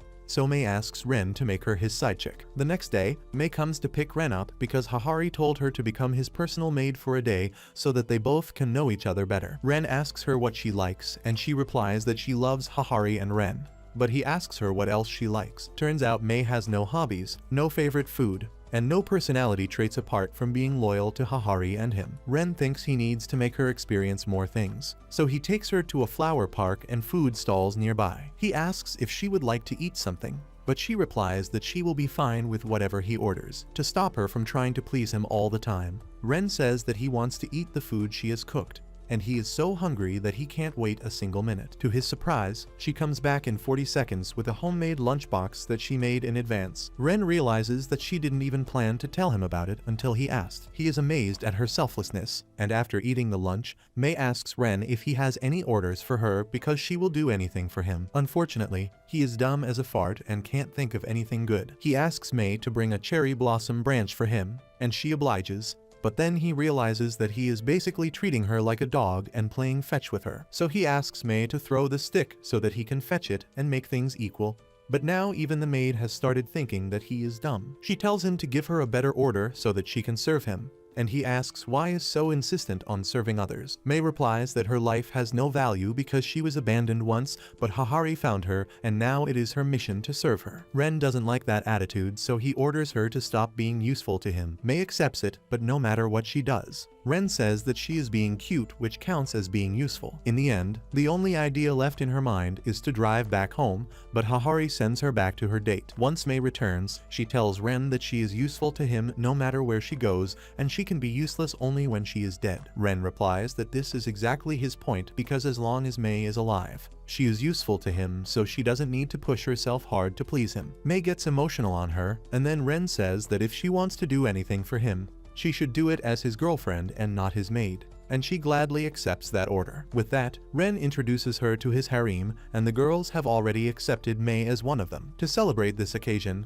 Hahari has made maid outfits for every one of them, and Ren's mind gets blown on seeing them as maids. Mei tells everyone to be careful, or they will get their dress dirty, which is a great sin for maids. This gives Hahari an idea to start a water fight between the girls, with the reward being a sloppy kiss from Ren. The girls are thrilled to take part in the competition, with Ren acting as the referee butler. Kara faces Mei first, who easily dodges her attacks, then forces her into an awkward position where she gets defeated by Kusuri. Nano eliminates Kusuri while Hahari distracts Kirimi with a burger to eliminate her. Nano decides to take down Hahari first, but Mei intervenes to protect her master. Nano calculates the velocity, air resistance, and a bunch of stuff to dodge the water, and then fires back, but Mei uses Ultra Instinct to dodge it. The two of them start facing off like Goku and Vegeta, but then Nano decides to go after an easier target. She chases Shizuka, who starts firing in random directions, and one of the shots she fired upwards falls right on Nano's head, eliminating her, but she also gets wet by her own attack. Now only 3 players are left, and Hikari takes her mother hostage to force Mei to eliminate herself. However, Hahari shoots herself so that her maid can win and make her proud. Mei runs ahead and takes Hikari out quickly,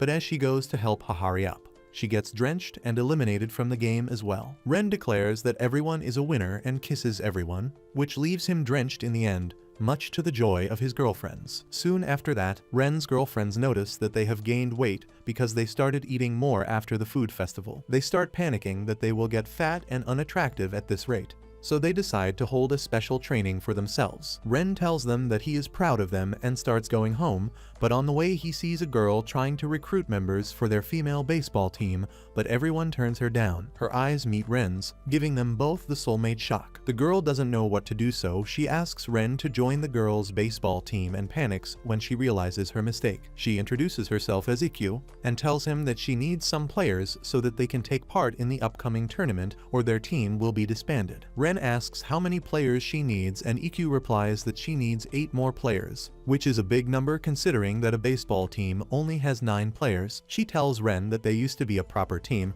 but her friends left for the US to train properly, and she just wants to keep the team alive till they get back. She says that she can only try to recruit players while training her muscles right now. However, she gets exhausted after a while because she has been swinging her bat since morning, but she likes it because she is a masochist. Anyway, Ren asks what he can do to help her, and Ikkyu asks him to help her with training. They play for a couple of hours together and Ikkyu is really happy. The next day, she is really excited for the classes to end so that she can play again with Ren. She is sure that she is in love with him, but then she sees him holding Nano's hand and that shatters her dreams. So later that evening, when Ren comes to play, she confesses her feelings for him. Ren rejects her, saying that he has 8 girlfriends already, and that completely breaks Ikkyu's heart. However, the fun part is that Ikkyu's masochist side kicks in on hearing that she feels the most pleasure she has ever felt in life on being heartbroken. Suddenly, Ren starts coughing so much blood that he floats in the air, and reveals that he was rejecting her on purpose because he saw her looking ecstatic earlier when she saw him with Nano. That's why he just wanted to make her feel good before accepting her proposal, because he wants to be with her and help her achieve her dreams. Ikkyu is delighted to become his girlfriend, and the next day,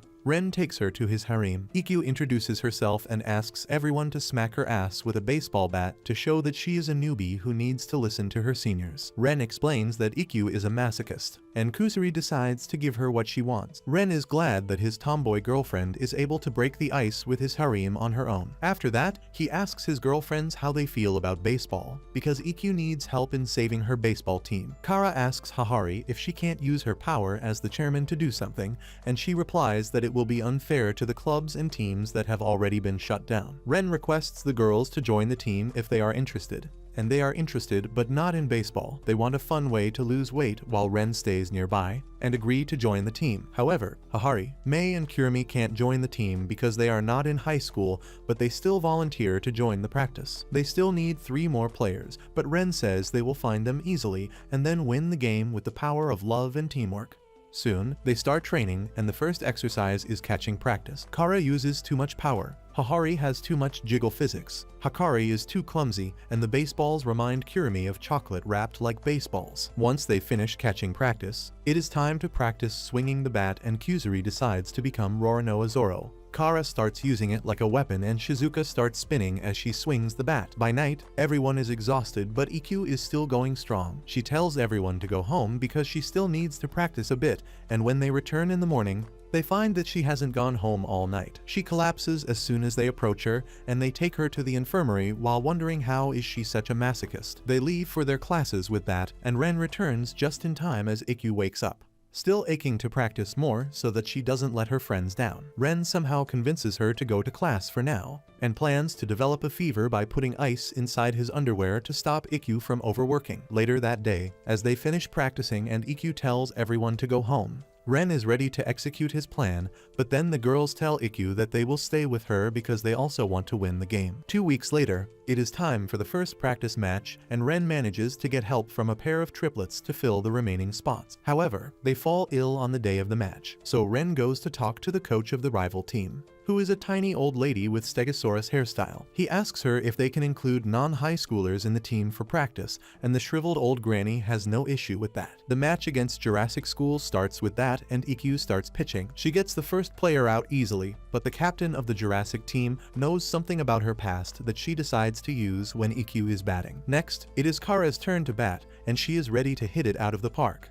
But the enemy pitcher is a powerhouse whose throw breaks her bat instead. The next 2 pitches do the same thing and Kara gets out. Next, it is Ikkyu's turn, but she freezes right as the pitcher throws the ball. After strike 2, she regains her focus, but the captain tells the pitcher to use her ultimate attack that wrecks both her arm and her opponent's hand. Because of that, Ikkyu can't pitch and Nano takes over for her. This lets the Jurassic team score a lot of points, and Ikkyu and others can't do anything against the gorilla pitcher on their team. They start lagging behind by a lot, and the Jurassic captain decides to finish the game before Ikkyu recovers by targeting Shizuka, who is the weakest member of the team. She goes up to her mid-game and says that she has been messing up a lot and is a burden to her team, which breaks Shizuka's more, and she begins making even more mistakes that let the opponents score 3 runs. Shizuka starts crying, and as everyone consoles her, Kusuri reveals that the lizard team captain was trash-talking her. This gets everyone pissed, and when the game restarts, Kara goes Super Saiyan to hit a Kamehameha-style home run against the T-Rex pitcher to avenge Shizuka. Hakari can't do that, so she focuses on bunting, and everyone else does the best they can to overwhelm their enemies with the power of love and rage. Mei becomes the pitcher and throws balls that swing like Darkseid's eye lasers,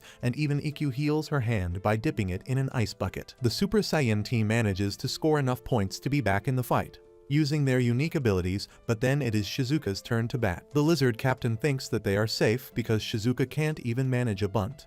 But she suddenly hugs the bat tightly and hits a bunt from the base because the T-Rex pitcher has only been throwing middles. Shizuka starts running at full speed, but she is not fast enough. However, seeing her trying to run fast with her tiny body reminds the opponent of her puppy that died last year, and she can't catch the ball. Shizuka completes the run and ties the score. But the next batter is Ikkyu, and the lizard captain thinks that she will fumble again. As Ikkyu leaves to bat, Ren grabs her hand and asks why is she not herself today. Ikkyu reveals that a couple years ago, she hit a home run that hit a girl in the stands and gave her a serious bleeding. That's why she is scared of hitting home runs now, but she is confident that she will hit it this time. Everyone cheers for her, but Ikkyu still has the flashbacks and hits 2 foul shots. She pumps herself up before the last pitch, but then the T-Rex pitcher uses her ultimate attack again. This time, Ikkyu connects the shot properly even as the wind pressure from the pitch tears her clothes. Suddenly, she hears Ren telling her to hit the ball towards him because he will surely catch it. Ikkyu believes him and hits the ball with full strength, and Ren feels like the Shaolin soccer goalkeeper as he tries to stop the hypersonic ball. In the end,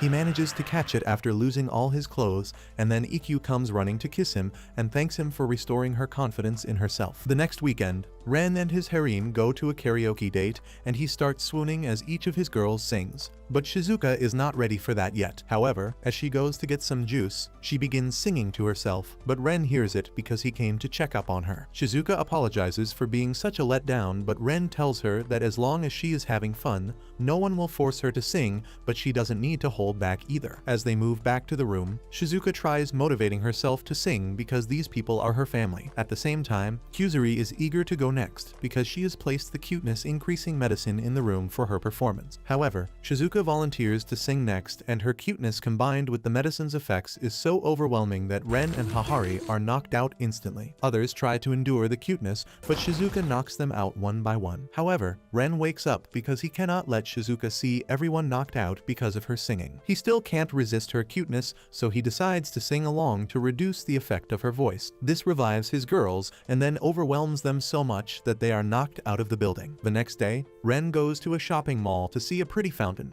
and just then a beautiful blonde girl comes there, saying that this fountain is nothing compared to her. Ren looks at the narcissist, and as their eyes meet, they both feel the soulmate shock. While Ren is stumped by her beauty, the girl grabs his hands and tells him that he is the luckiest guy on earth because he gets her permission to date her. She introduces herself as Mimi, a second-year student from his school, and Ren can't stop swooning over her beauty. Mimi says that unfortunately he is not beautiful enough to date her, but she can fix him. She gives him a full makeover with silver hair and red eyes that remind Ren of Nano, and he agrees that he looks beautiful. That beauty comes at a high price that he reluctantly pays, and later, as they are having drinks in a cafe, he notices everyone staring at them. Mimi says that beauty naturally attracts everyone, and she is the most beautiful person here. But once upon a time, she met someone even more beautiful than herself. Meanwhile, a guy nearby gets pissed at her and says that his girlfriend is cute. He says that Mimi is a fake person who is beautiful only because she has the money to afford it. Mimi doesn't care about his opinion and explains that beauty cannot be bought.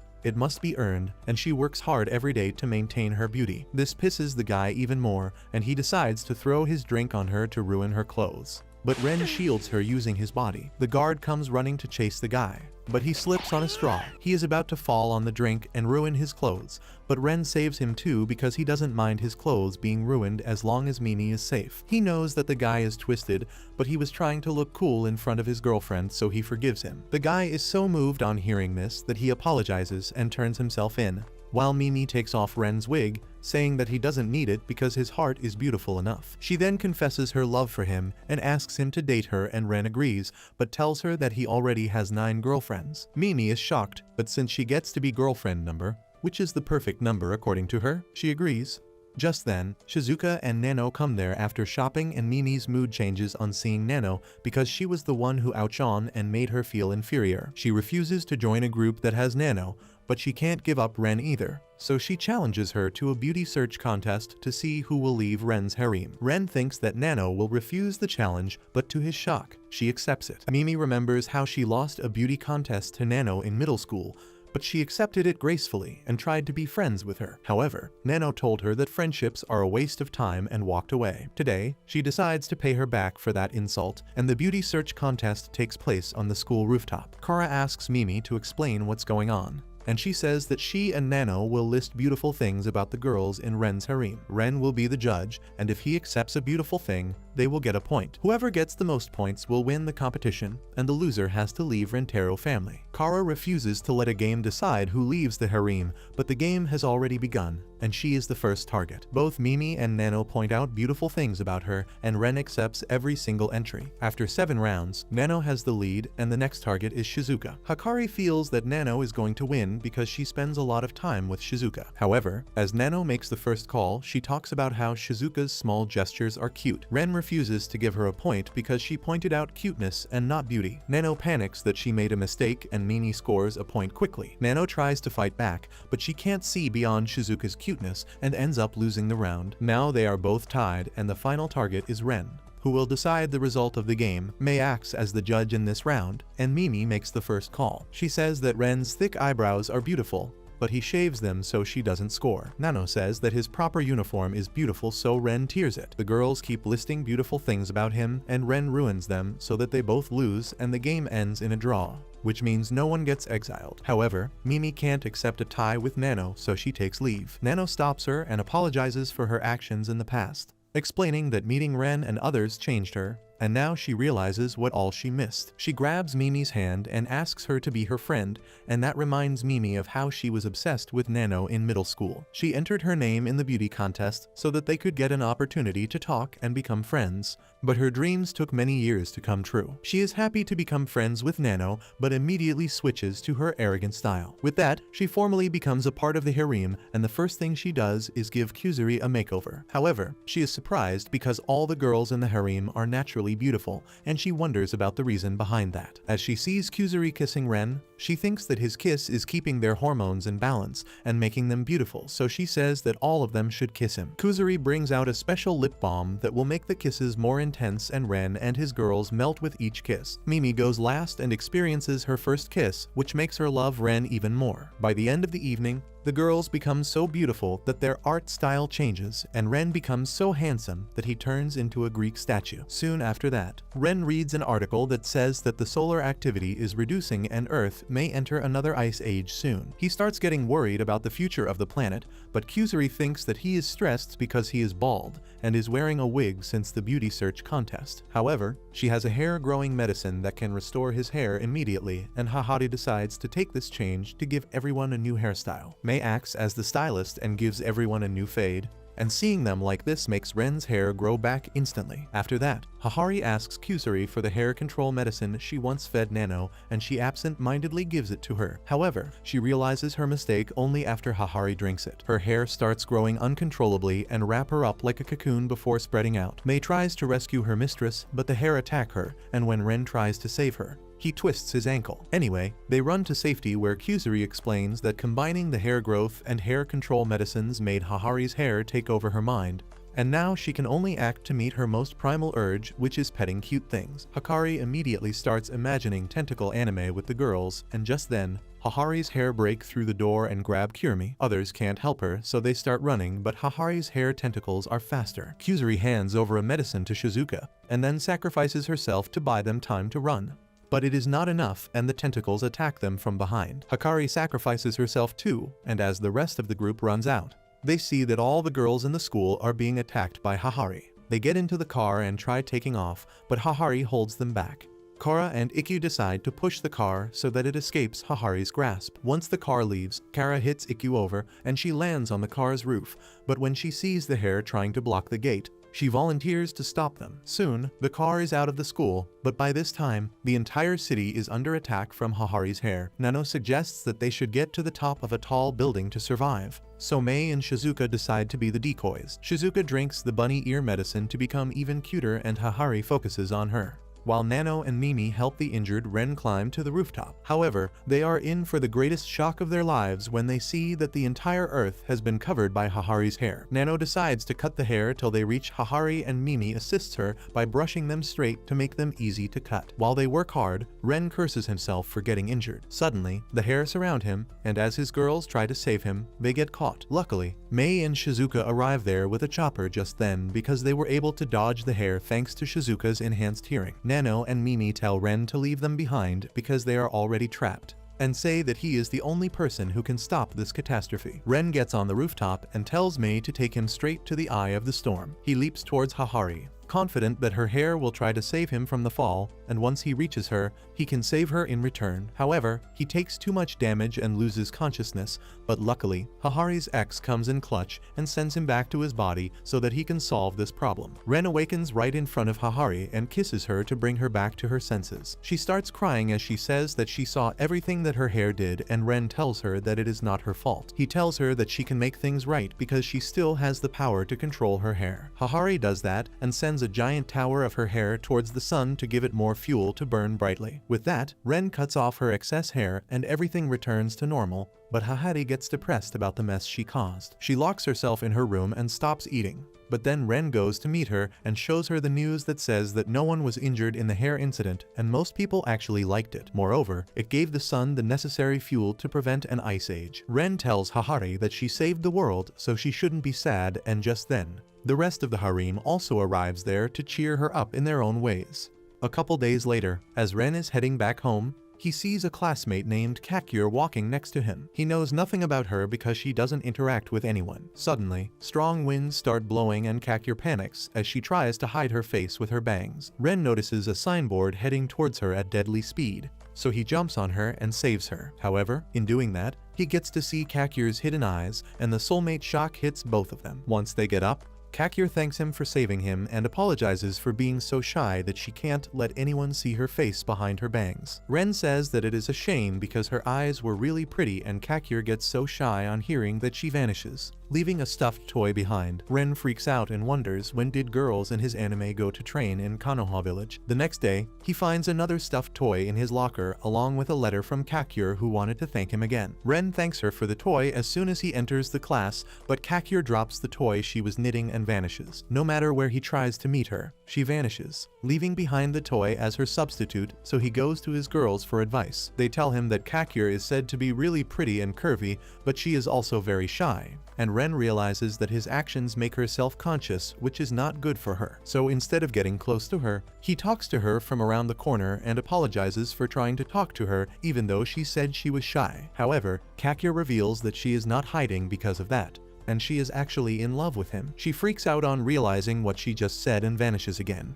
But turns out she just went to the classroom next to her. She tells Ren that she can use the art of misdirection very well because she saw Kuroko's basketball. She says that she is too shy to be anyone's girlfriend and asks Ren to forget about her. He refuses and says that he loves her too, and that makes Kakyur freak out. She vanishes and Ren searches the entire school for her, but doesn't find any clue. He realizes that Kakyur is hiding somewhere he can never spot her, and that is right behind his back. He turns around to see a stuffed toy in air, and that proves his theory. So he keeps looking around like he got possessed until Kakyur gets tired and hides behind a curtain. It's easy for Ren to find her now, and he tells her that he will find her no matter where she hides, so she should become his girlfriend. Kakyur accepts his words, but just then, her hooks come off, revealing her jiggle physics, and she vanishes once again. The next day, Ren introduces her to his harem, and she hides behind him as she gives them the stuffed toys she made for them. Kuzuri and Ikkyu start praising her, which makes her shy, so she vanishes, which gives Ren an idea.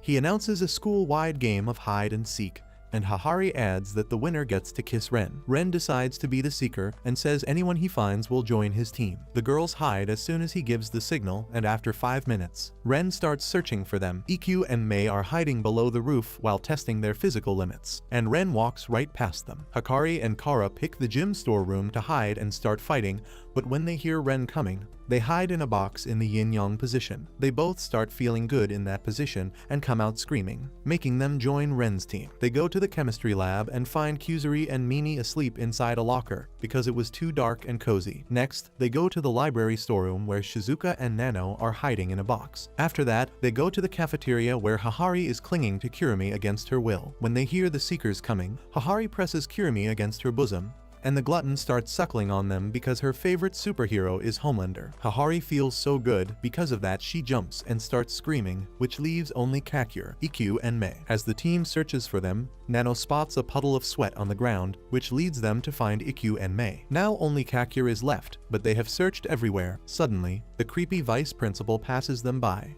carrying a box filled with lost items. They notice her struggling a lot, so they think Kakure might be hiding in her box. She is not there, but Ren notices a stuffed toy and then the enlarged wig of the old hag. So he pulls out Kakure from her hair. The vice principal feels lighter and runs away with that, while Ren explains that he found out Kakure because of her soft toy. With that, he declares that Kakure won this game, and everyone tells her to go ahead and kiss Ren. She is too shy to do it, and Ren tells everyone that they will take their time with it. They start heading home with that, but then suddenly Ren turns around and kisses Kakure, saying that he wanted to kiss her before she got the time to be shy. However, Mimi asks him if he is talking to the toy on the floor because Kakure has already vanished. Soon after that, Kara has a dream where she is acting like a tsundere as usual, but that hurts Ren's feelings and he decides that he is not good enough to keep 11 girlfriends at once. Because of that dream, she stays on her guard all the time. When Ren tries to feed her special couple cookies the next day, she tells him that she is not going to split the bill instead of thanking him. This makes her feel really guilty, and she realizes that the more she is falling in love, the harder it is becoming for her to be honest with him. She sees that everyone else is being nice to him and each other and wonders why can't be more like them. She just sits silently as she watches Ikkyu and Kuzuri wrestling. But as Kuzuri pulls out a medicine to turn into her mature form, she discards it, saying that this is just anti-tsundere medicine. Kara is tempted to take it as she remembers her dream where Ren was running from her, but she is still hesitant. A little while later, Ikkyu tosses Kuzuri away, and she hits Kara. But surprisingly, she doesn't react angrily and says that it is alright. Suddenly, a bright orb of light appears above her head and Kuzuri says that these are the legendary tsundere rays that are leaving Kara's body because she drank the medicine. As the light disappears, Ren goes to help Kara up, and she takes her hand while thanking him. This drives everyone crazy because this is not the Kara they know. She has completely changed and Kuzuri realizes that she can beat the non-tsundere Kara in a sumo match. Ren realizes that Kara's super strength came from her tsundere mentality, and Ikkyu decides to test his theory. She asks Kara to spank her as hard as she can with her bat, but she hits like a girl, disappointing Ikkyu. Kara becomes a bit shy and honest and asks Kakure to teach her crocheting too, while Hakari says that she likes the new Kara a lot more than the original version. But Ikkyu thinks otherwise because she misses being hit hard. Others also agree that the old Kara was rude and violent, but she was also kind, and that is what made her unique. Kuzuri decides to make a medicine to turn her into a tsundere again, but Kara refuses to take it because she thinks that she is better now. Ren gently holds her hand and takes her for a walk. Kara says that she loves holding hands with him, but couldn't tell him before, and he replies that he knows it. He takes her to the clover field and says that the Kara he fell in love with was a tsundere, and he would like her back. However, if she truly feels that her new version is better, he will support her and love her all the same. Kara starts crying on hearing this and says that she wants to go back to her original version, and that gives Kuzuri the excuse to make tsunderifying medicine. However, even after drinking that, Kara doesn't return to normal because the tsundere energy from her body has already been lost. Kuzuri thinks it is impossible to change things now, but Ren refuses to give up. Meanwhile, Hahari says that the change might distress Kara's parents, so she invites her over, and fearing that she has ulterior motives, Ren tags along. He tries to stop Hahari from taking the innocent Kara to bath together, and they start making out. In the end, Hahari goes to bathe alone, and Ren is left with Kara and Hakari, his two original girlfriends. Ren thinks that if they can stimulate Kara's inner tsundere, she might return. So they do things to embarrass her, but nothing works, and she simply says that she feels good. The next day, Ren gathers everyone at the rooftop because he has an idea. He says that according to Kuzuri's theory, everyone emits some amount of tsundere energy, so they all have to drink anti-tsundere medicine to release theirs, and then Kara can absorb it by drinking tsunderifying medicine. However, it is risky and can lead to her violent death. So Ren decides to filter the tsundere energy through his body to make it safe for Kara. Shizuka is worried about Kurumi because she is their second best tsundere, but Kusuri says that her condition is related to her hunger pangs, so she should be safe. With that, Ren starts collecting tsundere energy like he is building a spirit bomb to fight Frieza. Hikari goes first, saying that it's not like she wants to make babies with him, and Ren takes a hit on hearing that. Hikari feels the tsundere energy leaving her body. And after that, all the girls take turns acting like tsunderes. Everyone hits Ren in the heart because he knows they are not being honest, but when the deadpan Nano says that it's not like time spent with him has any meaning, he begins to doubt if she is being a tsundere or just herself. Anyway, he gathers the tsundere energy from 10 people, which is equal to the energy that Kara lost yesterday. Ren tries to give it to her, but he can barely hold it together as the weight pushes him down. Kara tells him to take it easy, and he blurts out that it's not like he is doing it for her. He apologizes to Kara for saying that and realizes that this is how she must feel because of all the tsundere energy pushing her. He thinks that she is amazing to handle it all every day, and she can be honest despite this energy. He takes motivation from her memories and sends the tsundere energy towards her, and she starts screaming in pain as the energy enters her body. Everyone cheers her on, and with their support, Kara returns to being a tsundere. Everyone rushes to hug her, but she hits them all away, and they start celebrating that they got the original Kara back. She timidly thanks them all, and they think that maybe she is not back fully yet. But that pisses Kara off, and she tells them that she is never thanking them again. After that, the girls start talking about their first meeting with Ren and how much they love him. But they realize that they haven't been saying the 3 magical words too often lately. Just then, Ren returns to the rooftop after helping a teacher carry 10,000 boxes, and Kusuri hugs him and says that she loves him because he supports her obsession with chemicals and volunteers to be her lab rat. Nano says that she loves Ren because of how efficiently he makes sure he treats all his girlfriends with equal love. He starts crying on hearing this, and one by one, all the girls tell Ren how wonderful he is and how much they appreciate him. Ren cries so much on hearing that he creates a freaking rainbow, and he begins listing all the things he loves about his girlfriends, which is more text than his entire syllabus. A few days later, Ren takes all his girls shopping, and while he visits the bathroom, the anchor of a famous love talk show comes there to ask girls about sweet and spicy details of their love life. She immediately spots a large group of girls that makes it really convenient for her to get a lot of content at once, while Ren's girlfriends are just having a good time, and they have a bunch of new girls that he got off screen. As the host walks up to them and introduces herself, Hikari is the first one to react because she is a fan of the show. The host then asks if any ladies here have a boyfriend, and all of them raise their hands to affirm. The host is shocked because she was not expecting all the girls to have a boyfriend they were proud of in this economy. She immediately starts asking them about a romantic incident that happened with their boyfriend recently, and the first one she questions is Hikari. Hikari replies that during a date, her heels broke, but before she could fall, her boyfriend swooped in to catch her and lifted her in his arms. The host is impressed to hear about this, but then Hikari says that after that, her guy carried her in his arms for the rest of the date. This confuses the host, and she wonders if the guy was just using the mature mommy as his arms day training.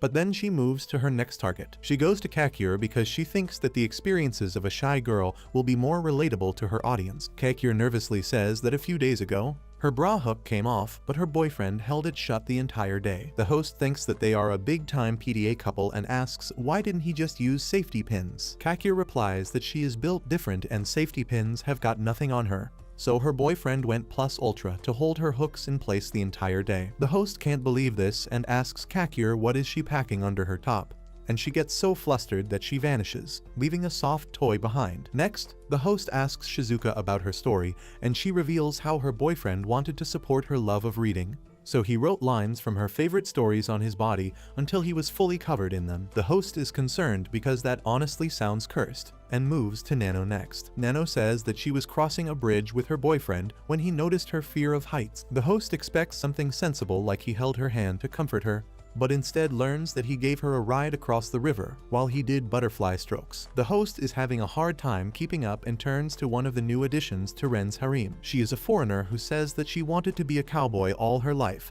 but she couldn't ride a horse even if her life depended on it. So her boyfriend volunteered to join the horse riding school with her, and in the end, he became her first rodeo. Suddenly, Hikari declares that she also wants to ride her boyfriend all night.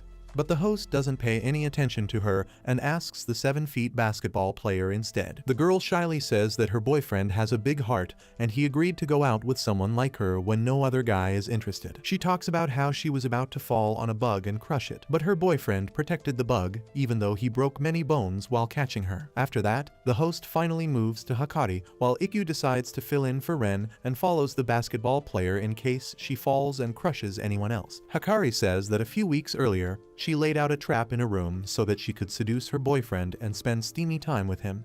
But he resisted the temptations, which made her realize how much he cherished her. The host is impressed and asks if her boyfriend shut his eyes close with superglue or something, and Hikari replies that he just banged his head against the wall till he passed out. Next, the host asks Kara about her experiences, and she says that a few days ago, she bashfully hit her guy and injured him, but he didn't mind a bit. However, the injury was compound fractures all over his body, and the host thinks this is a domestic violence case. She then asks Mimi about her experiences, and she talks about how a cup of tea slipped from her hands and was about to stain her dress, but her boyfriend drank every last drop of tea before it fell. Next, she goes to the purple-haired Loli, who says that she is an aspiring massage therapist and wanted a practice dummy. So her boyfriend worked hard and got the good old Popeye arms to help her. The host is at her wit's end right now, and she wonders if this is JoJo's Bizarre Adventure verse, because every boyfriend here is straight up crazy. She asks the other girls, including a nerd who talks about how her boyfriend ran through forests and mountains to get her glasses back. For Kirimi, he fought wild boars to get a rare mushroom. Ikkyu says that her boyfriend is worried about her being a masochist, so he faced pain himself to find the limits of the human body. And Kusuri says that her guy acts as her personal guinea pig. The host's flabber is gasted by now, and her last hope is Mei. She says that her boyfriend prepared a surprise for her when they went on a date to help her open her eyes. That surprise was dressed up as Frieza the entire time, and the host can't take it anymore. She begins looking around for a normal person to salvage the show, and her luck brings her to Ren, a healthy and wholesome looking teenager. She asks him about his girlfriend, hoping that he is not dating a monster. But when Ren lists the qualities of all his girlfriends one by one, the host says that he is also dating a monster. Ren gets offended on hearing this and breaks the camera, and the love god, who is watching the episode, begins asking about the new girls because even he didn't see Ren including them in his harem, and curses the director for messing up the manga storyline. A few days after that, Ren goes to his uncle Hiro's place, whom he once saved from becoming Truck Kun's victim.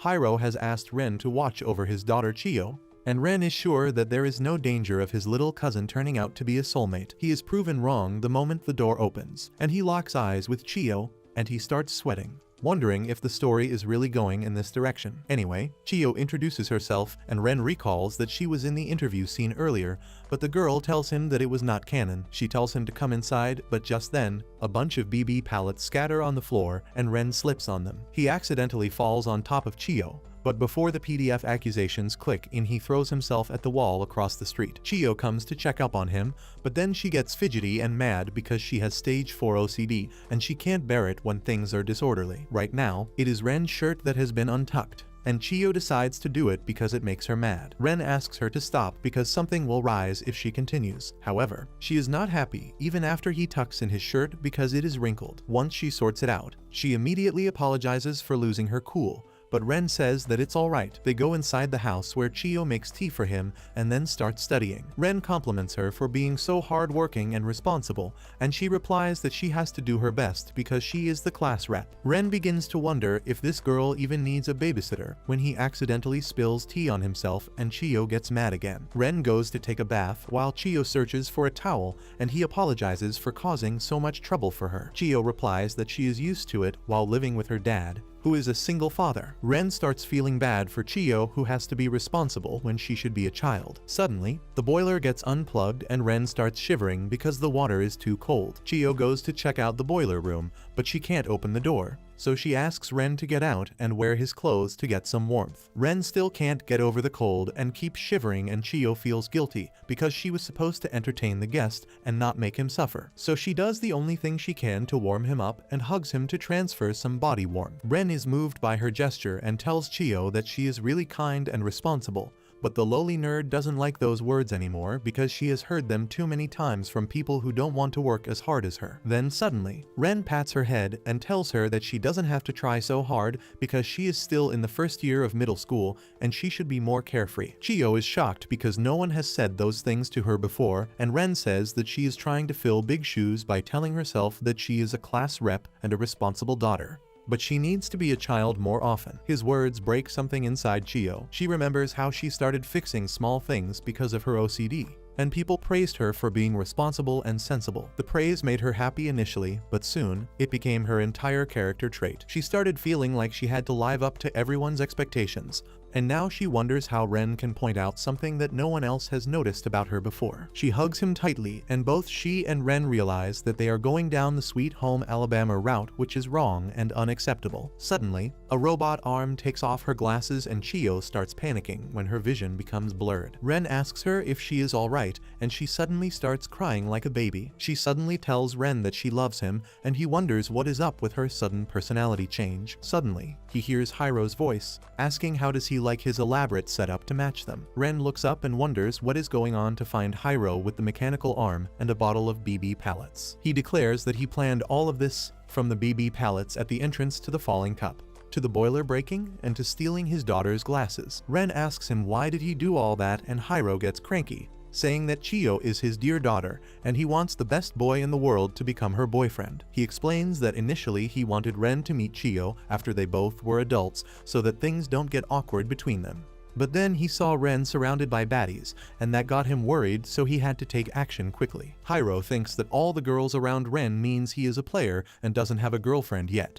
But Ren drops the bomb on him by revealing that all the girls in the group are his girlfriends. Hiro can't believe that, but either way, he tells Ren that Chiyo is his responsibility now. He starts crying as he asks Ren to date his daughter, but he simply puts Chiyo's glasses back, and she becomes normal. She starts panicking because she confessed to her cousin on the first meeting, but then Ren apologizes to Hiro because he can't date Chiyo like this. Hiro asks him to say psych, but he doesn't, and instead tells Hiro that it's wrong for him to push Chiyo to date someone she has barely met. He says that real love is free from all chains of this world, and it belongs only to lovers, which is what makes it beautiful and precious. While Hiro throws a tantrum, Ren's words move Chiyo. She tells him that she loves him and wants to go out with him, and it is not because of her father's scheme. She knows that it sounds wrong to date your cousin, but even then she wants to date Ren. Well, Ren decides to break free of the shackles of family and accepts Chiyo as his girlfriend even though she is his cousin. The next day, Ren introduces his cousin and girlfriend Chiyo to his harem,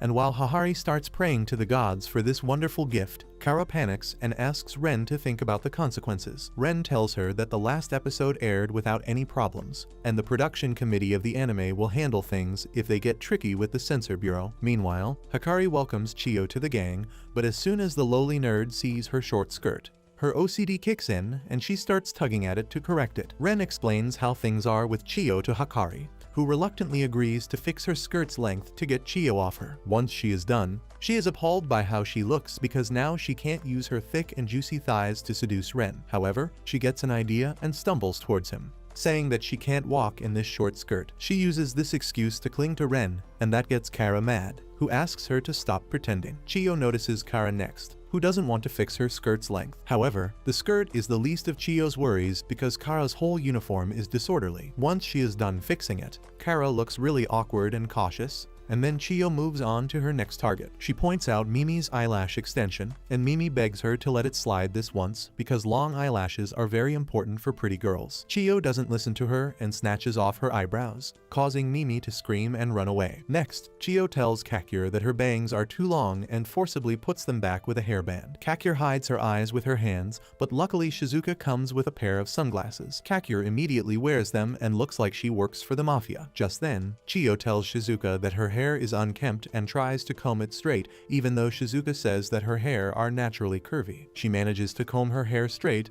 but unfortunately that doesn't hold for long and Shizuka returns to her normal messy hair immediately. Kirumi says that is cool af, but that pisses off Chiyo because one should not swear at school. She tells Kirumi to respect Shizuka because she is her senior, and she reluctantly agrees to do it. However, Chiyo is not happy at her attitude and keeps nagging at her, which somehow reminds the glutton of hot dogs, and she starts starts craving it. Luckily, Nano has a mini whiner left in her lunchbox and Kurumi is so hungry that size doesn't matter to her anymore. Chio finds fault in this too and tells Nano to eat her own lunch, but she replies that she is already full so eating more won't be efficient. Chio tells her to be grateful to the animal that died to become her food, but Nano says it is too dead to receive a letter of thanks. She shuts down Chio's argument about heaven by saying it is not proved scientifically, but Chio has a video of angels lifting Ren's soul after he was overwhelmed by the cuteness of his girlfriends. Nano is utterly defeated on seeing the video, and she falls to her knees as she starts eating the sausage. She thanks the pig who died for the sausage,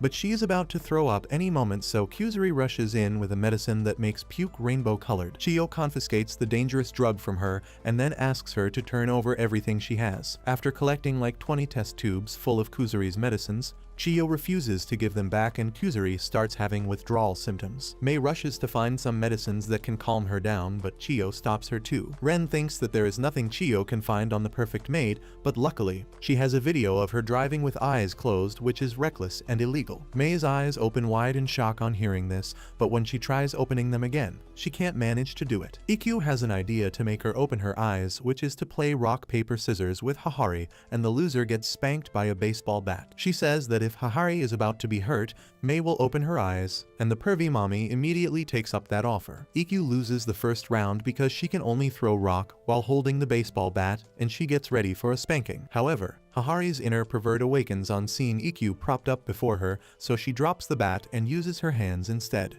delivering a 100-hit combo that leaves them both smiling and satisfied. Chio is really frustrated at them and says that their existence itself is a problem and ties them up like mummies, but knowing the two perverts, they probably enjoy it. Ren asks Chio to give them a break this time and only issue a warning. He says that as a boyfriend he wants to do the right things and asks her if there is anything he needs to fix. Chio tells him that his biggest problem is that he is 12 timing, and that response knocks Ren out. He says that he loves his girlfriend so much that he can't choose one, and Chio is happy that she got everyone on the straight and narrow. But when she opens her eyes and sees everyone suffering because of her excessive discipline, she wonders if this is what she wanted when suddenly, Mimi runs past her, and a push makes her drop her glasses. That causes her crybaby personality to kick in, and she starts crying that she messed things up for everyone. Ren hears her crying and immediately puts her glasses back on her face, and the first thing she sees is all of Ren's harem staring at her in concern. He explains to them that Chio is alright, and she just gets anxious when her glasses are removed. Everyone is relieved to hear that she is fine, and Chio realizes that even though everyone was suffering because of her, they rushed to help her when they saw her in distress. She realizes that they were not messed up people and it was just her thinking. She feels guilty for making them suffer and apologizes to them, saying that there was nothing wrong with them, and it is her fault for not taking the time to know them. She starts crying as she says that she is sorry, and everyone pities the new girl for not knowing how quirky everyone around here is. Hakari takes this chance and kisses Ren, shocking Chio, who asks her why she kissed him so abruptly. Hakari explains that things might seem strange to outsiders, but this is how the Rintaro family rolls. She asks Kara to support her statement, and she gets embarrassed but kisses Ren. After that, all the girls kiss him one by one, and Chio begins to understand that this stuff is normal here. She starts getting the urge to become one of Ren's girls, and she says that she also wants to kiss him. Ren walks up to her, kneels on the ground, and then kisses her. Chio doesn't feel anything disorderly about kissing, and she thinks that Ren's harem is not messed up. However, all the girls in the harem know and accept that they are messed up, but they manage to gaslight Chio into believing they are normal, or at least pretending that there is nothing wrong with them. Later that day, Kakure heads to the rooftop and finds Mimi coming along too. Suddenly, the girls around them begin marveling at Mimi's beauty, but Kakure is more impressed by how elegantly she handles all the attention. Mimi says that it is because she is comfortable in her skin, and it would be awkward for her if people didn't stare at her beauty. Kakure says that she could never be like her when suddenly, someone starts clicking their pictures from across the corner. Kakure panics and hides behind Mimi, while the photographer comes out in the open and introduces herself as Toru, the school newspaper editor. She is not interested in Mimi but in Kakure, who says that Toru wants to cover her for the school newspaper and doesn't give up even though she has refused many times. Toru says that she can't let go of the mysterious girl with big bangs, and she immediately got to work on her dream project. She got all the information she could about Kakure, but no matter how hard she tried, The girl kept vanishing from sight before she could get her picture. She declares that she has worked hard for weeks and finally becomes strong enough to take Kakir's picture. She then dashes ahead, using paparazzi breathing, sixth form, no consent photograph, and manages to click a picture of the ever-elusive Kakir. The next day, Kakir's face makes it to the front page of the school newspaper, and the entire harem is fuming that the school newspaper posted the pictures without consent. Just then, Ren arrives at the rooftop and Kara is furious at him for being late when his girlfriend is having a crisis. However, Ren was already 2 steps ahead of everyone, and he has confiscated every last issue of the newspaper. And he plans to wipe everyone's memory clean like he is in Men in Black or something. He says that publishing an article without consent is assault, and he will deal with the newspaper club later. But when he learns that Toru plans to get a glimpse of Kakir's face next, he pulls out a torch to burn her newspaper club. However, Hahari stops him and asks him to let her handle things as the school's director. She summons Toru to her office and tries to threaten her that if she publishes another article without someone's consent, she will disband the newspaper club. However, she learns the hard way that one should never threaten a journalist because Toru has pictures of Ren kissing his girlfriends, including Hahari. Toru says that if people find out that the school director and her daughter are lusting after the same guy, things are not going to end well for everyone involved. That forces Hahari to accept defeat, and she is devastated that a high schooler blackmailed her. Ren decides to take matters into his own hands and swears that he will protect Kakir all the time, and if he sees anyone pointing a camera at her, he will break it. The girls also volunteer to protect Kakir's privacy, but Kakir thinks that they shouldn't have to shoulder this burden for her. She tells them that Toru was talking about how she went on a training arc to click a photo of her, and she thinks that if she goes on a training arc as well, she can become better at dodging cameras.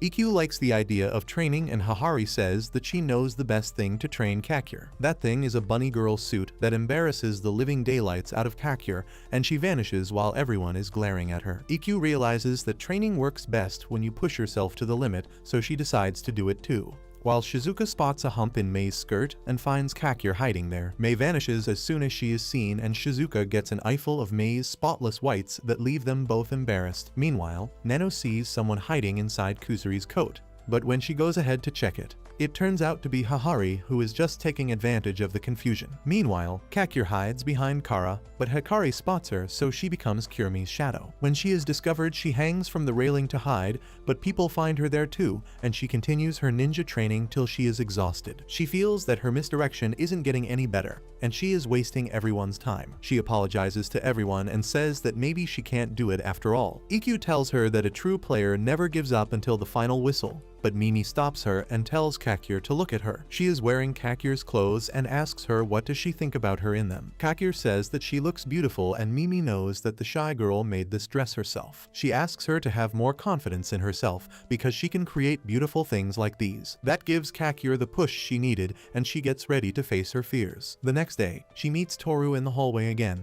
But this time, she doesn't hide. Toru opens the windows to blow her bangs away, and then Kakir starts running in the opposite direction. Toru uses her full concentration paparazzi breathing to get ahead of her and clicks a picture. But when she checks what she has got, she finds Mimi in the picture instead of Kakir. She tries once again, but the result is the same, and instead of Kakir, Mimi is flaunting her beauty in the picture. No matter what Toru does, she can't get a picture she wants. And at the end, she gives up but tells Mimi she is going on the cover of the next newspaper. Once she leaves, Kakir thanks Mimi for helping her, and just then Ren also comes there to check if his plan worked. Last night, when Mimi was giving Kakir the pep talk, Ren realized that misdirection involves diverting attention to something more eye-catching. He realized that he had the biggest attention craver in his harem, so he told Kakir to use Mimi as a diversion instead of her plushies. Mimi says that it is natural that everyone's attention would go to her, and Kakir thanks her once again. Mimi asks her to stop being so humble when suddenly, a gust of wind blows her hair to the side, and Mimi is astonished to see how pretty Kakir is under those bangs. She begs her to show her face again and tell her the secrets of her beauty, but Kakir can't take the attention and immediately vanishes once again. A couple days later, Ren and his girls discuss how their Japanese teacher won a lottery and quit her job. and Nano says that 78% of people want to get rich quickly and then retire. However, Hikari is confident that most of those people will lose their money in a year and then run back to their old job. Either way, Ren is eager to meet their new Japanese teacher, and the girls hope that she is a nice person. Nano just wants her to have some common sense on how to handle a class, but Kara thinks that they are going to get the greatest expert on the Japanese language instead. Shizuka says that maybe they will get a samurai with the classic top knot. But as the door opens and the new teacher shows up, everyone's dreams are shattered. The new teacher cheerfully introduces herself as the American cowboy Natty and tells everyone that she is going to be their new Japanese teacher in a thick accent that is neither Japanese nor American. The entire class is stunned silent on seeing Natty, and she asks them if they think she should be teaching democracy and freedom instead of Japanese.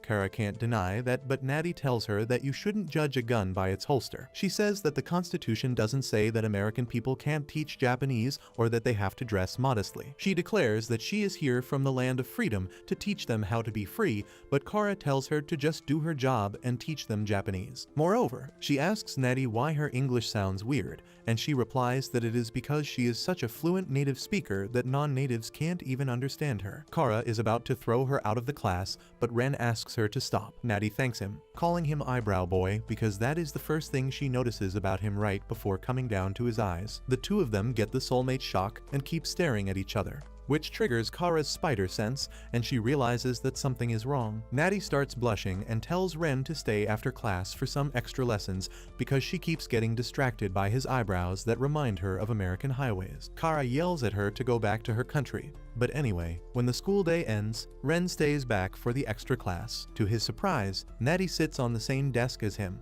not giving him any space, and he turns red from embarrassment. He asks her if she doesn't think she is sitting too close, and Natty tells him this is how teachers teach in America. She holds him even tightly with that, and Ren starts tweaking, telling her that this ain't America. Natty asks him if he doesn't like these one-on-one lessons with her, and Ren can't say no to that. Natty buries his face in her bosom on hearing this, which makes Ren freak out, and he falls on the ground. Natty tells him not to overreact because this is how they greet people in America. She then holds his face and says that he must be really shy before locking lips with him without any warning. Ren's brain starts working now, and then Natty says that she seems to have fallen in love with him at first sight. She gets sad as she says that she knows it is wrong because he is a student, but then immediately changes her mood to declare that she believes in freedom and she is going to do whatever she wants. She asks Ren to go out with her, but instead of giving her a response, he asks her if she is just pretending to be American because she seems very Japanese to him. Natty starts sweating buckets on hearing that, and Ren says that her Japanese is good enough to be a teacher in Japan. So he thought that she was an American otaku. However, she is obsessed with American culture instead, and her English is very unique,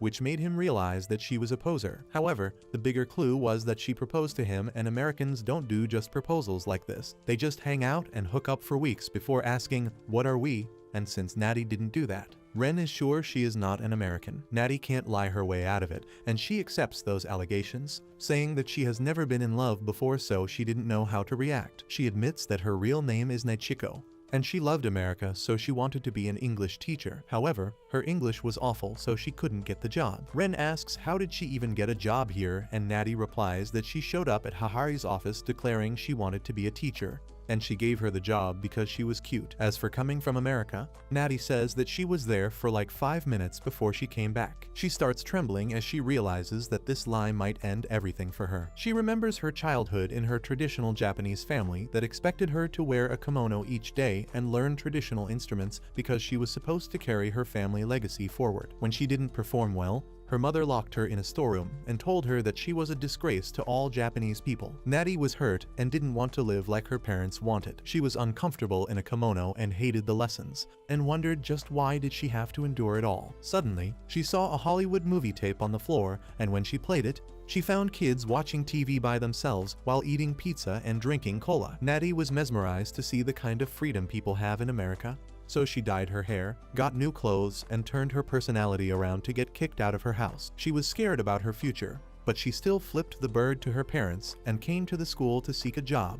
But now she fears that she is going to lose that too. She thinks that Ren will never date a liar like her, but he apologizes for asking too many questions, saying that he just wanted to know her better since they are going to be together from now on. Natty can't believe that and asks him if he doesn't feel ashamed to take someone like her as his girlfriend. Ren says that he finds nothing shameful about her because she knows what she wants to be and she is not afraid of expressing herself. He says that she is a wonderful person whom he would like to date, and Natty has tears in her eyes. She thinks that he is her hero who wants to protect her freedom.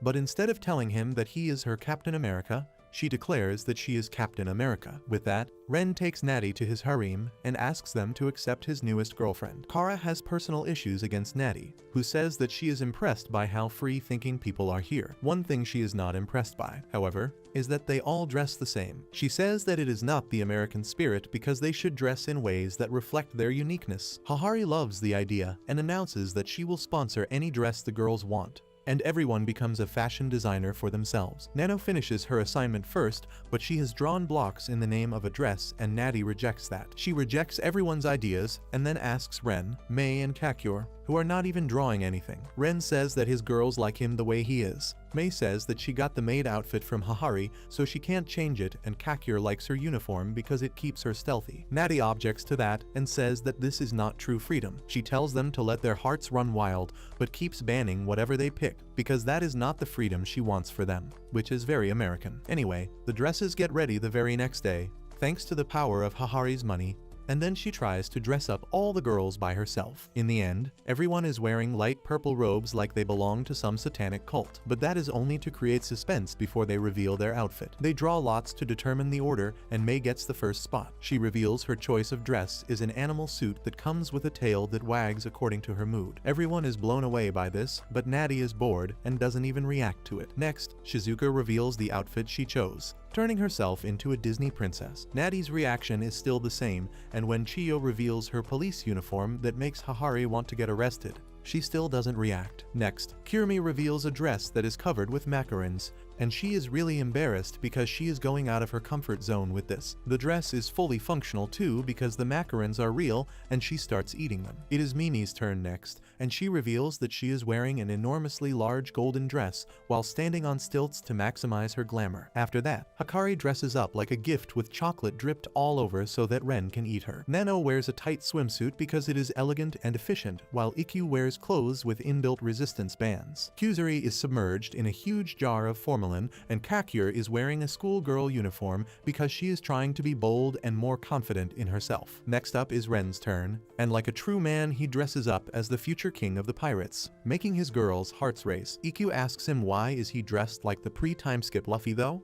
And he replies that it is because he hasn't unlocked his haki yet. Next up, it is Kara's turn, but she is embarrassed to reveal the dress she picked, so Hikari takes off her robe to reveal a cute dress that makes Ren go crazy. Kara reacts to it in the only way she knows and punches him, but it doesn't hurt him because he is made out of rubber right now. After that, it is Hahari's turn, but she thinks that she shouldn't take the spotlight away from others. Kara can't let that happen, so she takes off her robe, revealing that Hahari is dressed like a girl from their school because if she wants to do anything with her freedom, it is being a high schooler with Ren. May's soul leaves her body on seeing this, but Nano manages to grab it and put it back inside. Meanwhile, everyone tells Hahari that she can still easily pull off being a high school girl, but Hikari feels embarrassed on seeing her mom cosplaying. After everyone is done displaying their costumes, Ren asks Natty what she thinks because she didn't look impressed by anyone. She still looks gloomy, and Ren says that at least one person must have met her expectations. She suddenly starts crying and says that they all have come so far from hiding under their uniforms to embracing their true selves. She declares that they are not just freethinkers but freedom avengers, which moves anyone even though they don't understand what exactly she means. Everyone thanks Natty for pushing them this far and making them realize what they really wanted to dress like. Ikkyu says that she never realized it was so hard to live life as she wants,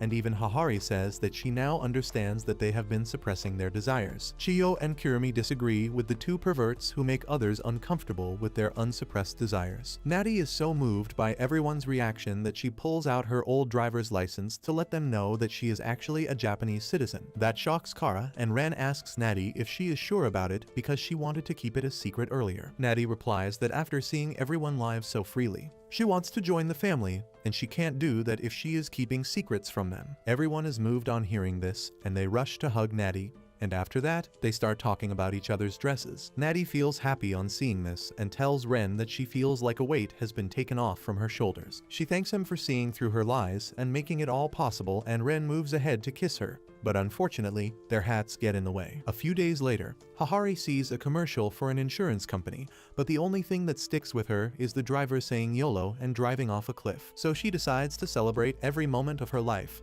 and calls a meeting of Rentaro family at the rooftop to declare that they are going to have a spring school fest soon. That shocks Kara, who asks if she plans to throw a fest every season, and Hahari affirms. She adds that some big stars have agreed to perform at the fest, and everyone asks her to drop the names. Hahari tells them that she signed a popular idol group called TKG48, and everyone is excited because they are the best they can get. However, 1 week later, Hahari gets a call from the group's manager, saying that because of an accident during rehearsals, everyone got injured, and now not a single member of the group is fit to perform. Hahari can't believe that something so outrageous can happen, but she has no choice but to accept it and approach the girls in the harem to become idols for one day. Kara immediately lashes out at her, but Hahari explains that they don't have enough time to sign another idol group, and they need someone to fill the void. Kara understands that, but she wants to know why Hahari wants them to be idols. Well, Mimi thinks the exact opposite, and she steps up, ready to dazzle the audience with her beauty. Kuzuri is also ready to sing and dance on the stage, and Mei can't say no to an order from Hahari.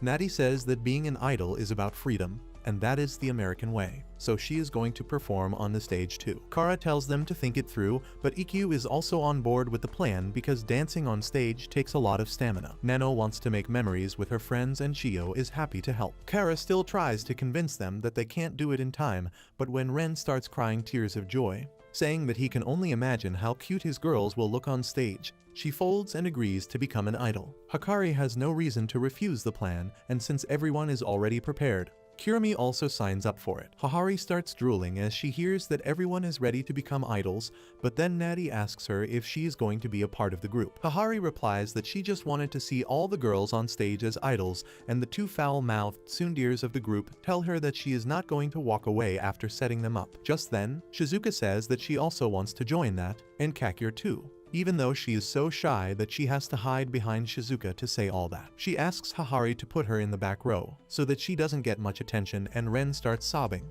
saying that he knows they will put on the best show ever. He declares that he will do his best to support them. And with that, everyone is fired up to ace the performance. Their first step is taking dance classes with a former top idol named Tina.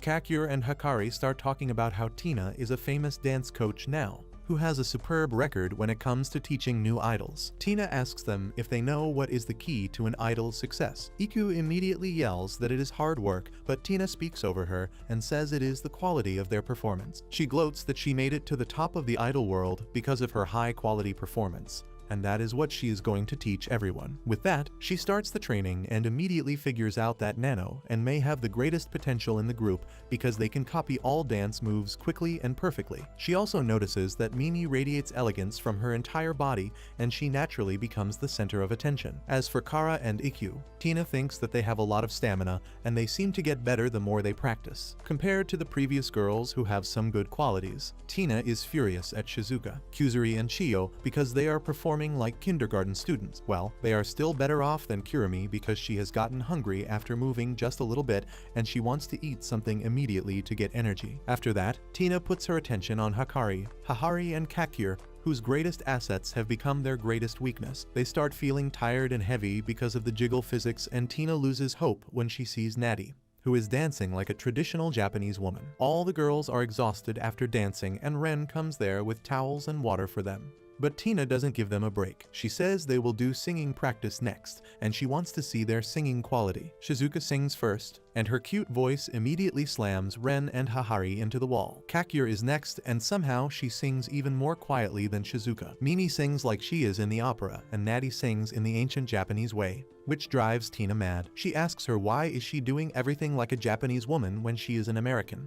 And that makes Natty really happy because at least somebody believes she is from the land of freedom. Once the singing practice ends, the dance practice begins, and Hahari falls on the ground because the jiggle physics finally overpowered her. She starts crying that she can't get up because her chest feels heavy, and Tina slaps her, telling her to get up. Mei can't let that slide, and she slaps Tina, leaving everyone stunned. Anyway, the practice resumes, and the girls work hard to improve their singing and dancing at the academy, as well as at home. Ren does his best to support them and draws posters to let everyone know that his girls are working hard. Soon, everyone begins getting better, and Tina thinks that while some are born with quality, others have stamina. Some people need food to keep going, while some are more suited to sitting in the audience. Some of them are cows, while some people have a Japanese spirit. As she thinks about them, Tina suddenly remembers her promise with her childhood friend. They shared the dream of becoming idols together, but her friend didn't have what it took to be an idol candidate. She got tired quickly, and their coach told her to never show her face around. That left Tina all alone, but her coach told her to aim higher,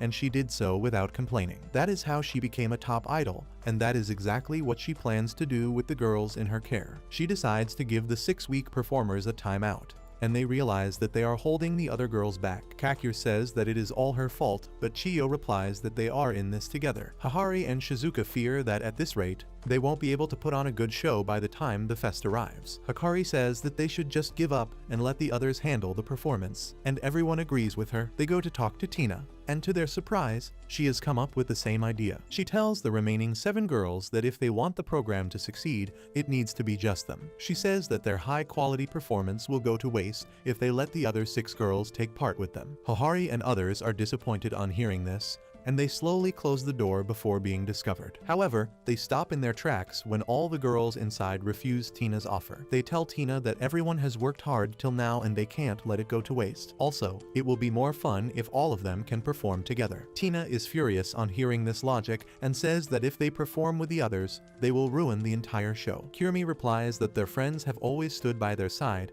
and they should do the same for them. Kara adds that maybe they got so far in the first place only because their friends were here to support them. Tina can't accept their decision and says that if they want to make a fool of themselves on the stage, she resigns as their coach. Mei tells her to go ahead, and the frustrated Tina walks off, slamming the door behind her. She is freaked out when she sees that the other girls were standing outside the entire time, and once she leaves, they step inside. Kara freaks out on realizing that they heard all the corny things they said, and Hikari starts imitating her to embarrass her even further. However, now they are worried about how to continue their preparations because they have no coach. Ren asks the girls not to worry because he would like to take that position from now on. He says that he watched their rehearsal videos till his phone's battery died, and he found a way to make the best use of everyone's unique qualities. He says that the best performers can take the center stage while the weak ones can handle singing roles instead. Both groups gladly accept this suggestion because they want to perform together. And with that, they begin their rehearsal again. Soon, the day of the fest comes and Ren is in tears as he gives his girls the pep talk. They get called to the stage and everyone is curious about them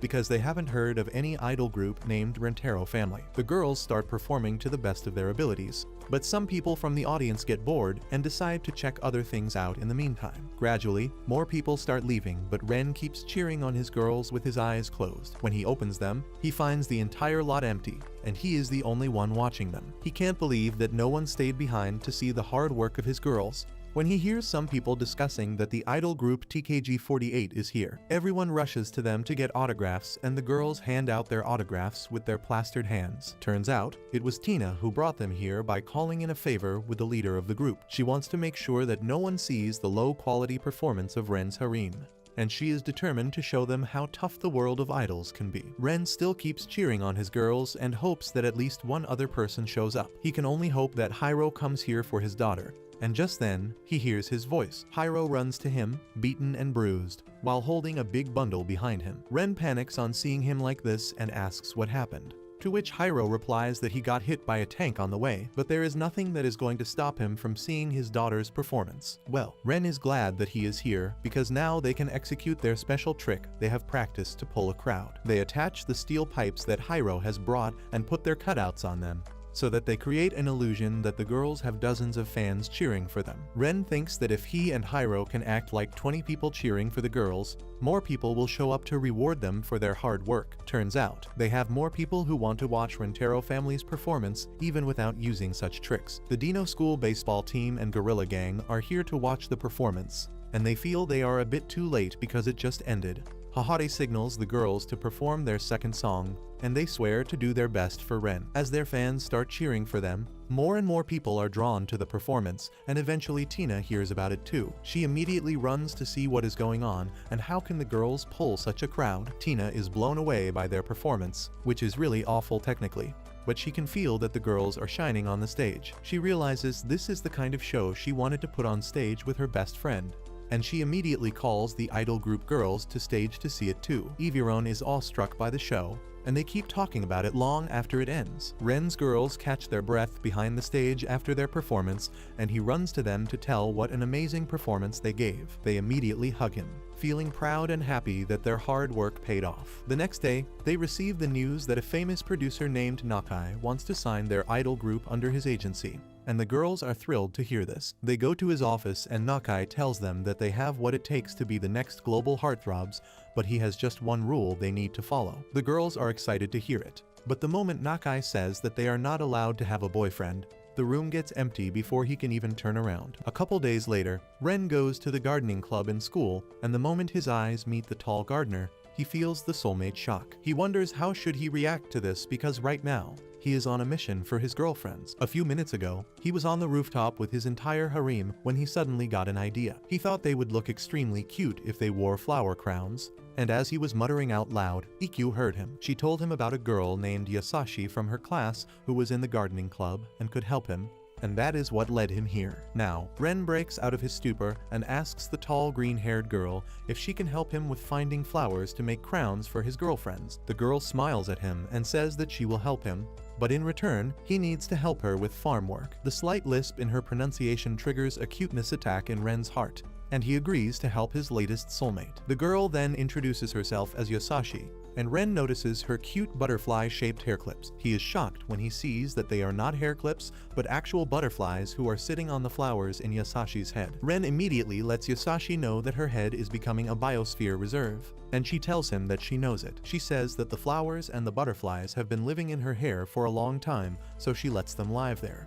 She talks about how the most crucial thing in this whole matter is to be careful while using shampoo. Ren realizes that Yasashi is really kind, and she asks him to follow her. As he walks behind her, Ren notices that Yasa is walking on stilts, and he freaks out because if there is anyone in the world who doesn't need to be taller, it is her. Yasa tells him that she has got really big feet, so she fears that she might step on a bug or a seedling. So she uses stilts when she is in a place with lots of nature, once again winning Ren over with her kindness. After that, Ren helps her uproot weeds from the cabbage field and asks where to throw them away. Yasa is a bit offended on hearing that and tells him that they can't just dump the weeds anywhere because they are plants too. She tells him to plant them in the weed garden instead, and Ren is smitten yet again by her kindness. Just then, a pair of birds perch on her shoulder, and then some squirrels run to her as if she is a real-life Disney princess. And Ren realizes that even animals know how kind she is. As they are watering the plants, Ren tells that to Yasa, who tells him that it is nothing like that, and she just loves all parts of nature with her entire heart. Ren asks her how she fell in love with nature, and Yasa replies that she was always bullied for being a big girl. Boys in her class used to call her Godzilla and Beast Titan, and she could only cry about it. She used to hate herself back then, but one day, she saw a baby bird crying for help after it had fallen out of its nest. Yasa picked it up and climbed to its nest to put it back, and the mother bird was really relieved to see her baby back. That is when Yasa realized that she could use her big body to help others, and a couple days later, she shielded a lone flower from a storm. She started taking pride in her huge frame that allowed her to help nature. And now she loves nature because it taught her how to love herself. Ren starts to understand her now, when suddenly, he notices smoke all around him. He wonders what is going on, and when he sees a silhouette in the smoke, he thinks it is a wild animal, but it turns out to be the creepy vice principal, who is creating a smoke because she is too excited to go on patrol and hunt boys who are breaking the rules.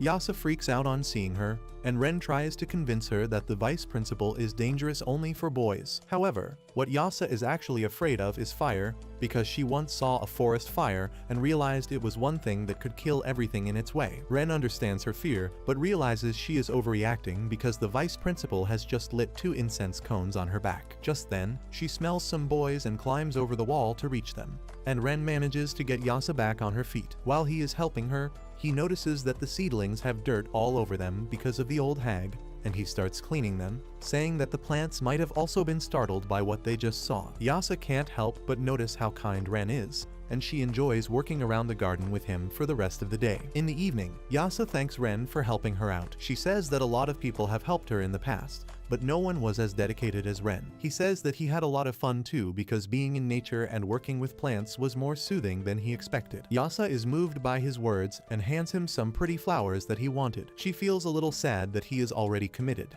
but she hides that behind a smile and says that his girlfriend will like the flowers too. Ren is about to ask her to join his harem, when suddenly, the vice principal comes running towards them with her head on fire because she sneezed too hard and the incense burned her hat.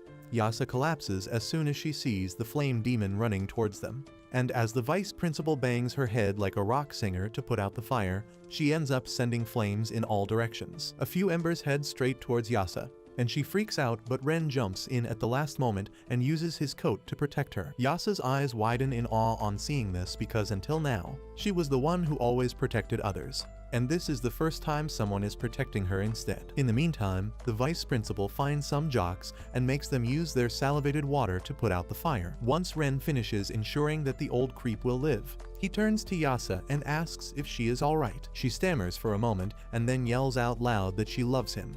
But the very next moment, she starts panicking. She apologizes to Ren because he already has a girlfriend, but he calmly tells her that he also loves her because she is so kind and full of love. Yasa goes crazy on hearing this and tells Ren to take his words back because there is no way she can compete with his girlfriend to steal him. Ren tells her it is alright because he has 13 girlfriends already, who are more than happy to share him. He swears to Yasa that he will keep her happy like all his girlfriends, and she asks if this is even legal. Ren doesn't care about the law and says that many animals, insects, and plants are polygamous in nature, but that doesn't mean they don't love their partner. Well, Yasa can't argue against that logic because it has nature involved in it, and the next day, Ren takes her to meet his harem. He nervously asks for their approval to let her join them, but the girls are indifferent to new additions to the group at this point. Yasa immediately reaches into her bag to give them some welcome gifts, which are the flowers she picked, and then Ren made crowns out of them. The girls find the floral crowns really cute, and Hahari tells them that she has something that will make them look even prettier. She talks about how she was smitten by their idol performance during the Spring Fest,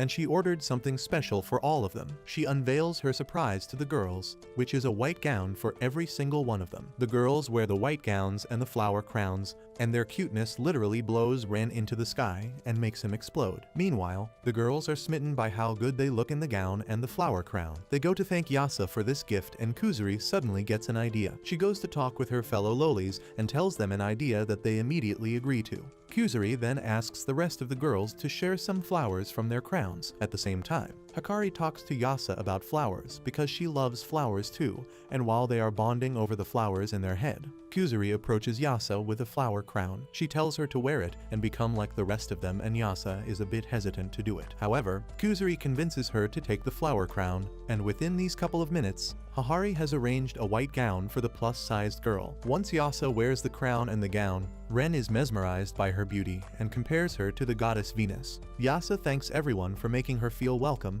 and gives the 3 lolis a ride on her shoulders as a gesture of gratitude. The lolis are amazed to see the world from a giant's paw, and Yasa asks Nano if she wants to join them too. She refuses the offer because she is not interested. And just then, Yasa remembers something that the girls might like. She tells them that the gardening club also grows vegetables, and if they want, they can go pick some delicious veggies together. Kirimi is the first one to agree to the suggestion, and soon, the entire group heads to the greenhouses where high-quality tomatoes and cucumbers are growing. They start harvesting the crops, and Natty asks Yasa if she is sure about this because they are taking too much veggies. Yasa tells her that she grew too much vegetables and her club members couldn't finish all of them, so she appreciates any help in eating the veggies. Once they are done harvesting enough tomatoes and cucumbers, they sit down to eat, and Ren thinks that his girlfriends eating freshly harvested vegetables look like a Renaissance painting. After that, the girls go to the strawberry farm, and Kirimi starts drooling the moment she smells them. The girls harvest the strawberries and begin eating them, and Ren starts screaming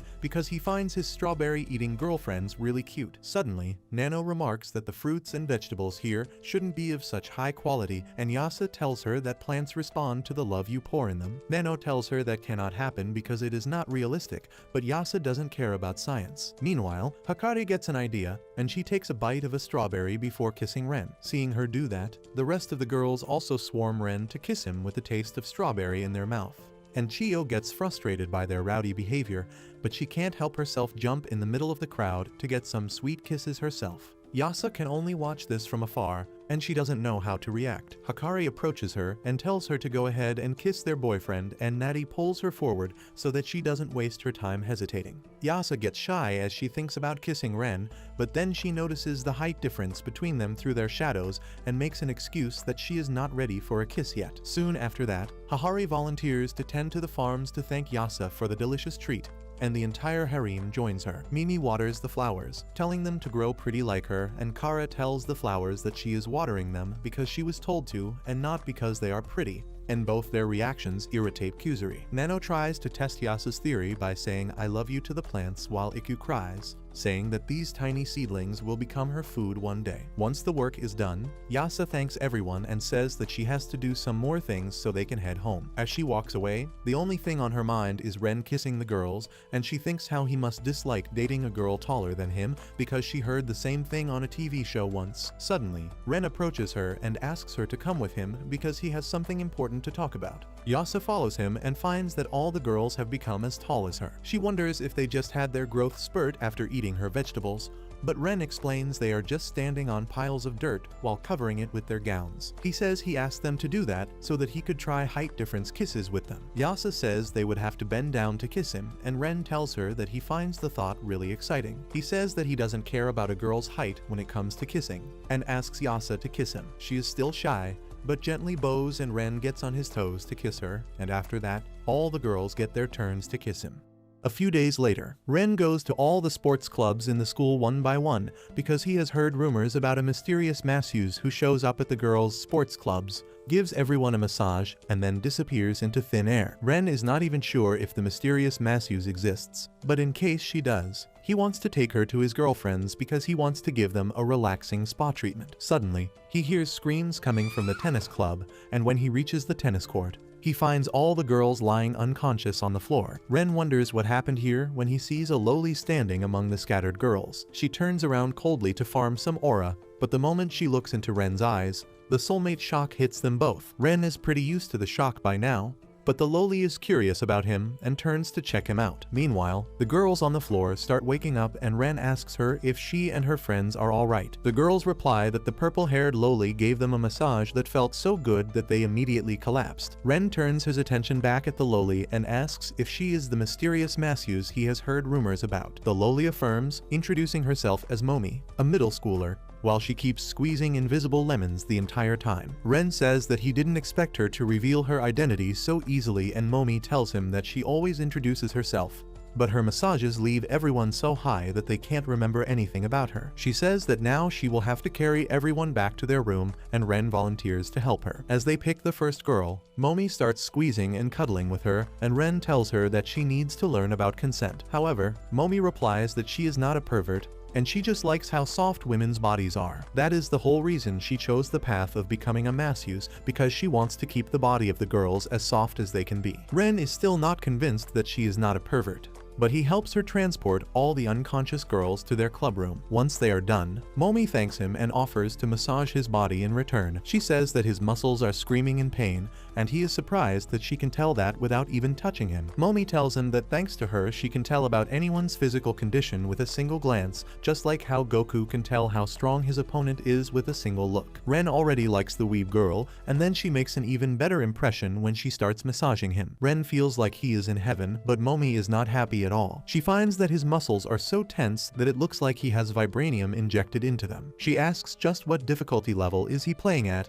and Ren replies that his life is pretty average. Regardless of his answer, Momi plans to patch him up for good. She starts working hard on his body, and once she is done, Ren feels really light and fresh. He tells Momi that she is the best masseuse in the world, but she replies that she still has a long way to go. She wants to work hard and become the best masseuse in the world so that she can heal the body of any woman who comes to her. She starts drooling as she thinks about how she will get famous and have a lot of beautiful clients that she can touch. Ren just wishes that no client sues her in the future. Momi tells him that massaging his really dense muscles was a valuable experience, and if his muscles or any other body part gets stiff in the future, he can come to her to help with that. She starts acting shy and desperate, but Ren doesn't ask her about joining his harem. The next day, as Momi looks at her hands, all she can remember is how they felt on Ren's body. She doesn't understand why she is so obsessed with his rough muscles when she likes the softness of girls more. She realizes that she is falling in love with Ren, but then thinks that since she relaxed his body yesterday,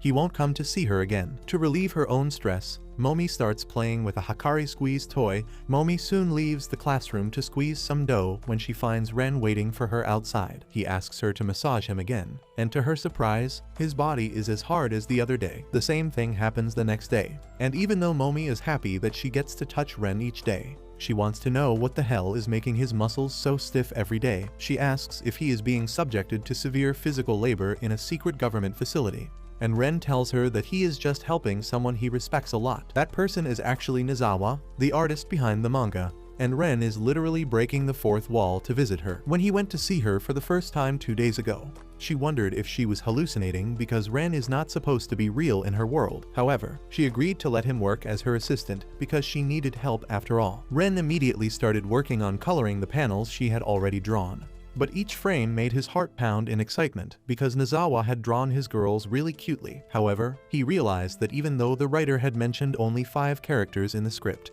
Nizawa had drawn 14 of them. He asked if she shouldn't stick to the original number to reduce her workload, but she replied that all her characters are her babies, so she wants all of them to be in the chapter. Ren was moved on hearing that and resumed the work with excitement. But soon, he got overwhelmed by the small details and choices he had to make every time he had to paint something in the background. After breaking the fourth wall like Deadpool never could, Ren returns to his reality where Momi asks why is he making his muscles stiff on purpose each day. Ren replies that he wanted to thank her for the best massage of his life, and the best way to do that is by helping her get experience to become the best masseuse in the world. Momi is smitten on hearing that Ren did it all for her, and she immediately confesses her feelings for him. She says that it doesn't matter if his body is stiff or soft, because she wants to massage him every day. Momi turns red after saying that, and Ren tells her that he feels the same way. Momi can't believe what she is hearing, and she massages her cheeks instead of pinching them to make sure she is not dreaming. She then suddenly gets up and tells Ren that even though she is really happy,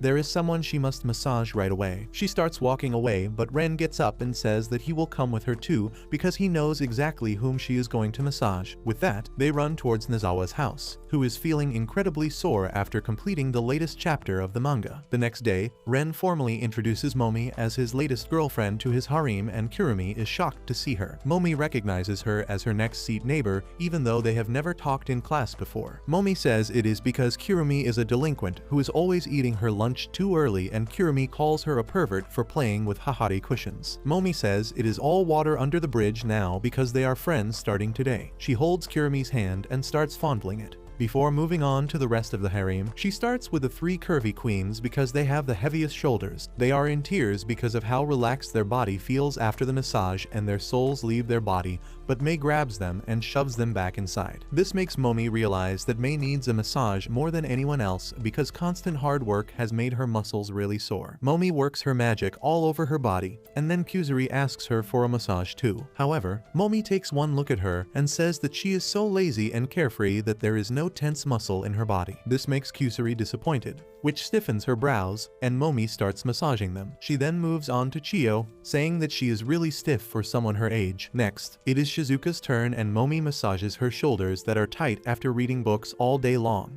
And Nano's entire body feels like a robot because she is always in the perfect posture. Kurumi gets a jaw massage because that is the muscle she uses the most, while Yasashi gets a lower back massage because of all the heavy lifting she does. Momi finds Yasa a special specimen because her back is so wide that she has to use her special move and massage her using her forehead. After that, she moves to Mimi, who is completely free of stiffness because she always takes good care of her body. Mimi is really proud of that, but when Momi offers a foot massage that can make her even more beautiful, she jumps on the offer. She soon finds out that foot massages are really painful, but she endures it all to become more beautiful. Ikyu watches that and starts craving some foot massage herself, but Momi goes to Taka next, who acts like she doesn't want a massage, but Momi knows exactly how to deal with tsundeers. She says that tsundeers have stiff shoulders, but if they press the pressure points on their sides, they completely compress. As soon as she hits those pressure points, Taka lets out a loud squeal and Hikari asks Momi to keep pressing them again and again till she is a total mess. After that, Momi massages Ren's face because he keeps grinding his teeth on seeing how cute his girls are. Meanwhile, Natty declares that she is as stiff as the Statue of Liberty, but Momi says that it is not true at all. She decides to give the Freedom Girl a beauty foot massage as well. And then Ikkyu comes there to ask for the same. Just one glance at her makes Momi worried, and she says that she needs a pain relief massage at once because all her muscles are on the verge of being torn apart. Says that she doesn't need it. But Momi says that her muscles sure do.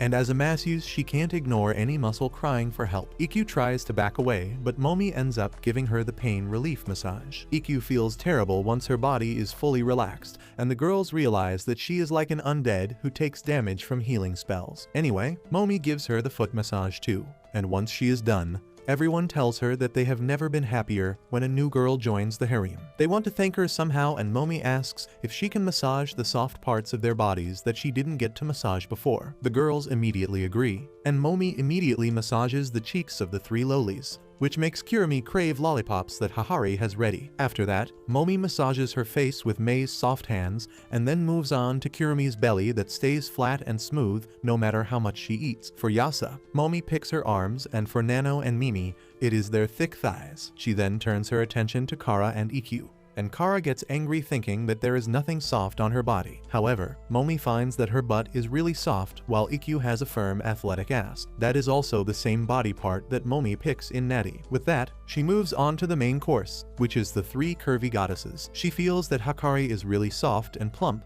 but she has nothing on her mother and her motherly milkers. Finally, she moves on to Kakure, who vanishes the moment Momi touches her. She apologizes for being shy and says that she really wants to repay Momi, but it is not possible. While Momi tries to catch her, Kakure works up the courage to face her, but ends up vanishing at the last second again. This leads to Momi clashing with Ren, and she suddenly remembers that he hasn't thanked her yet. Ren says that there are no soft bits on his body that she can touch, but Momi points at his lips because they are quite soft. That is Ren's cue to kiss her, and Momi finds the sensation so good that she starts eating his lips, forcing the rest of the girls to jump in and get some for themselves. But that's where this video ends. Remember to like and subscribe to the channel. Thanks for watching, and I'll see you next time.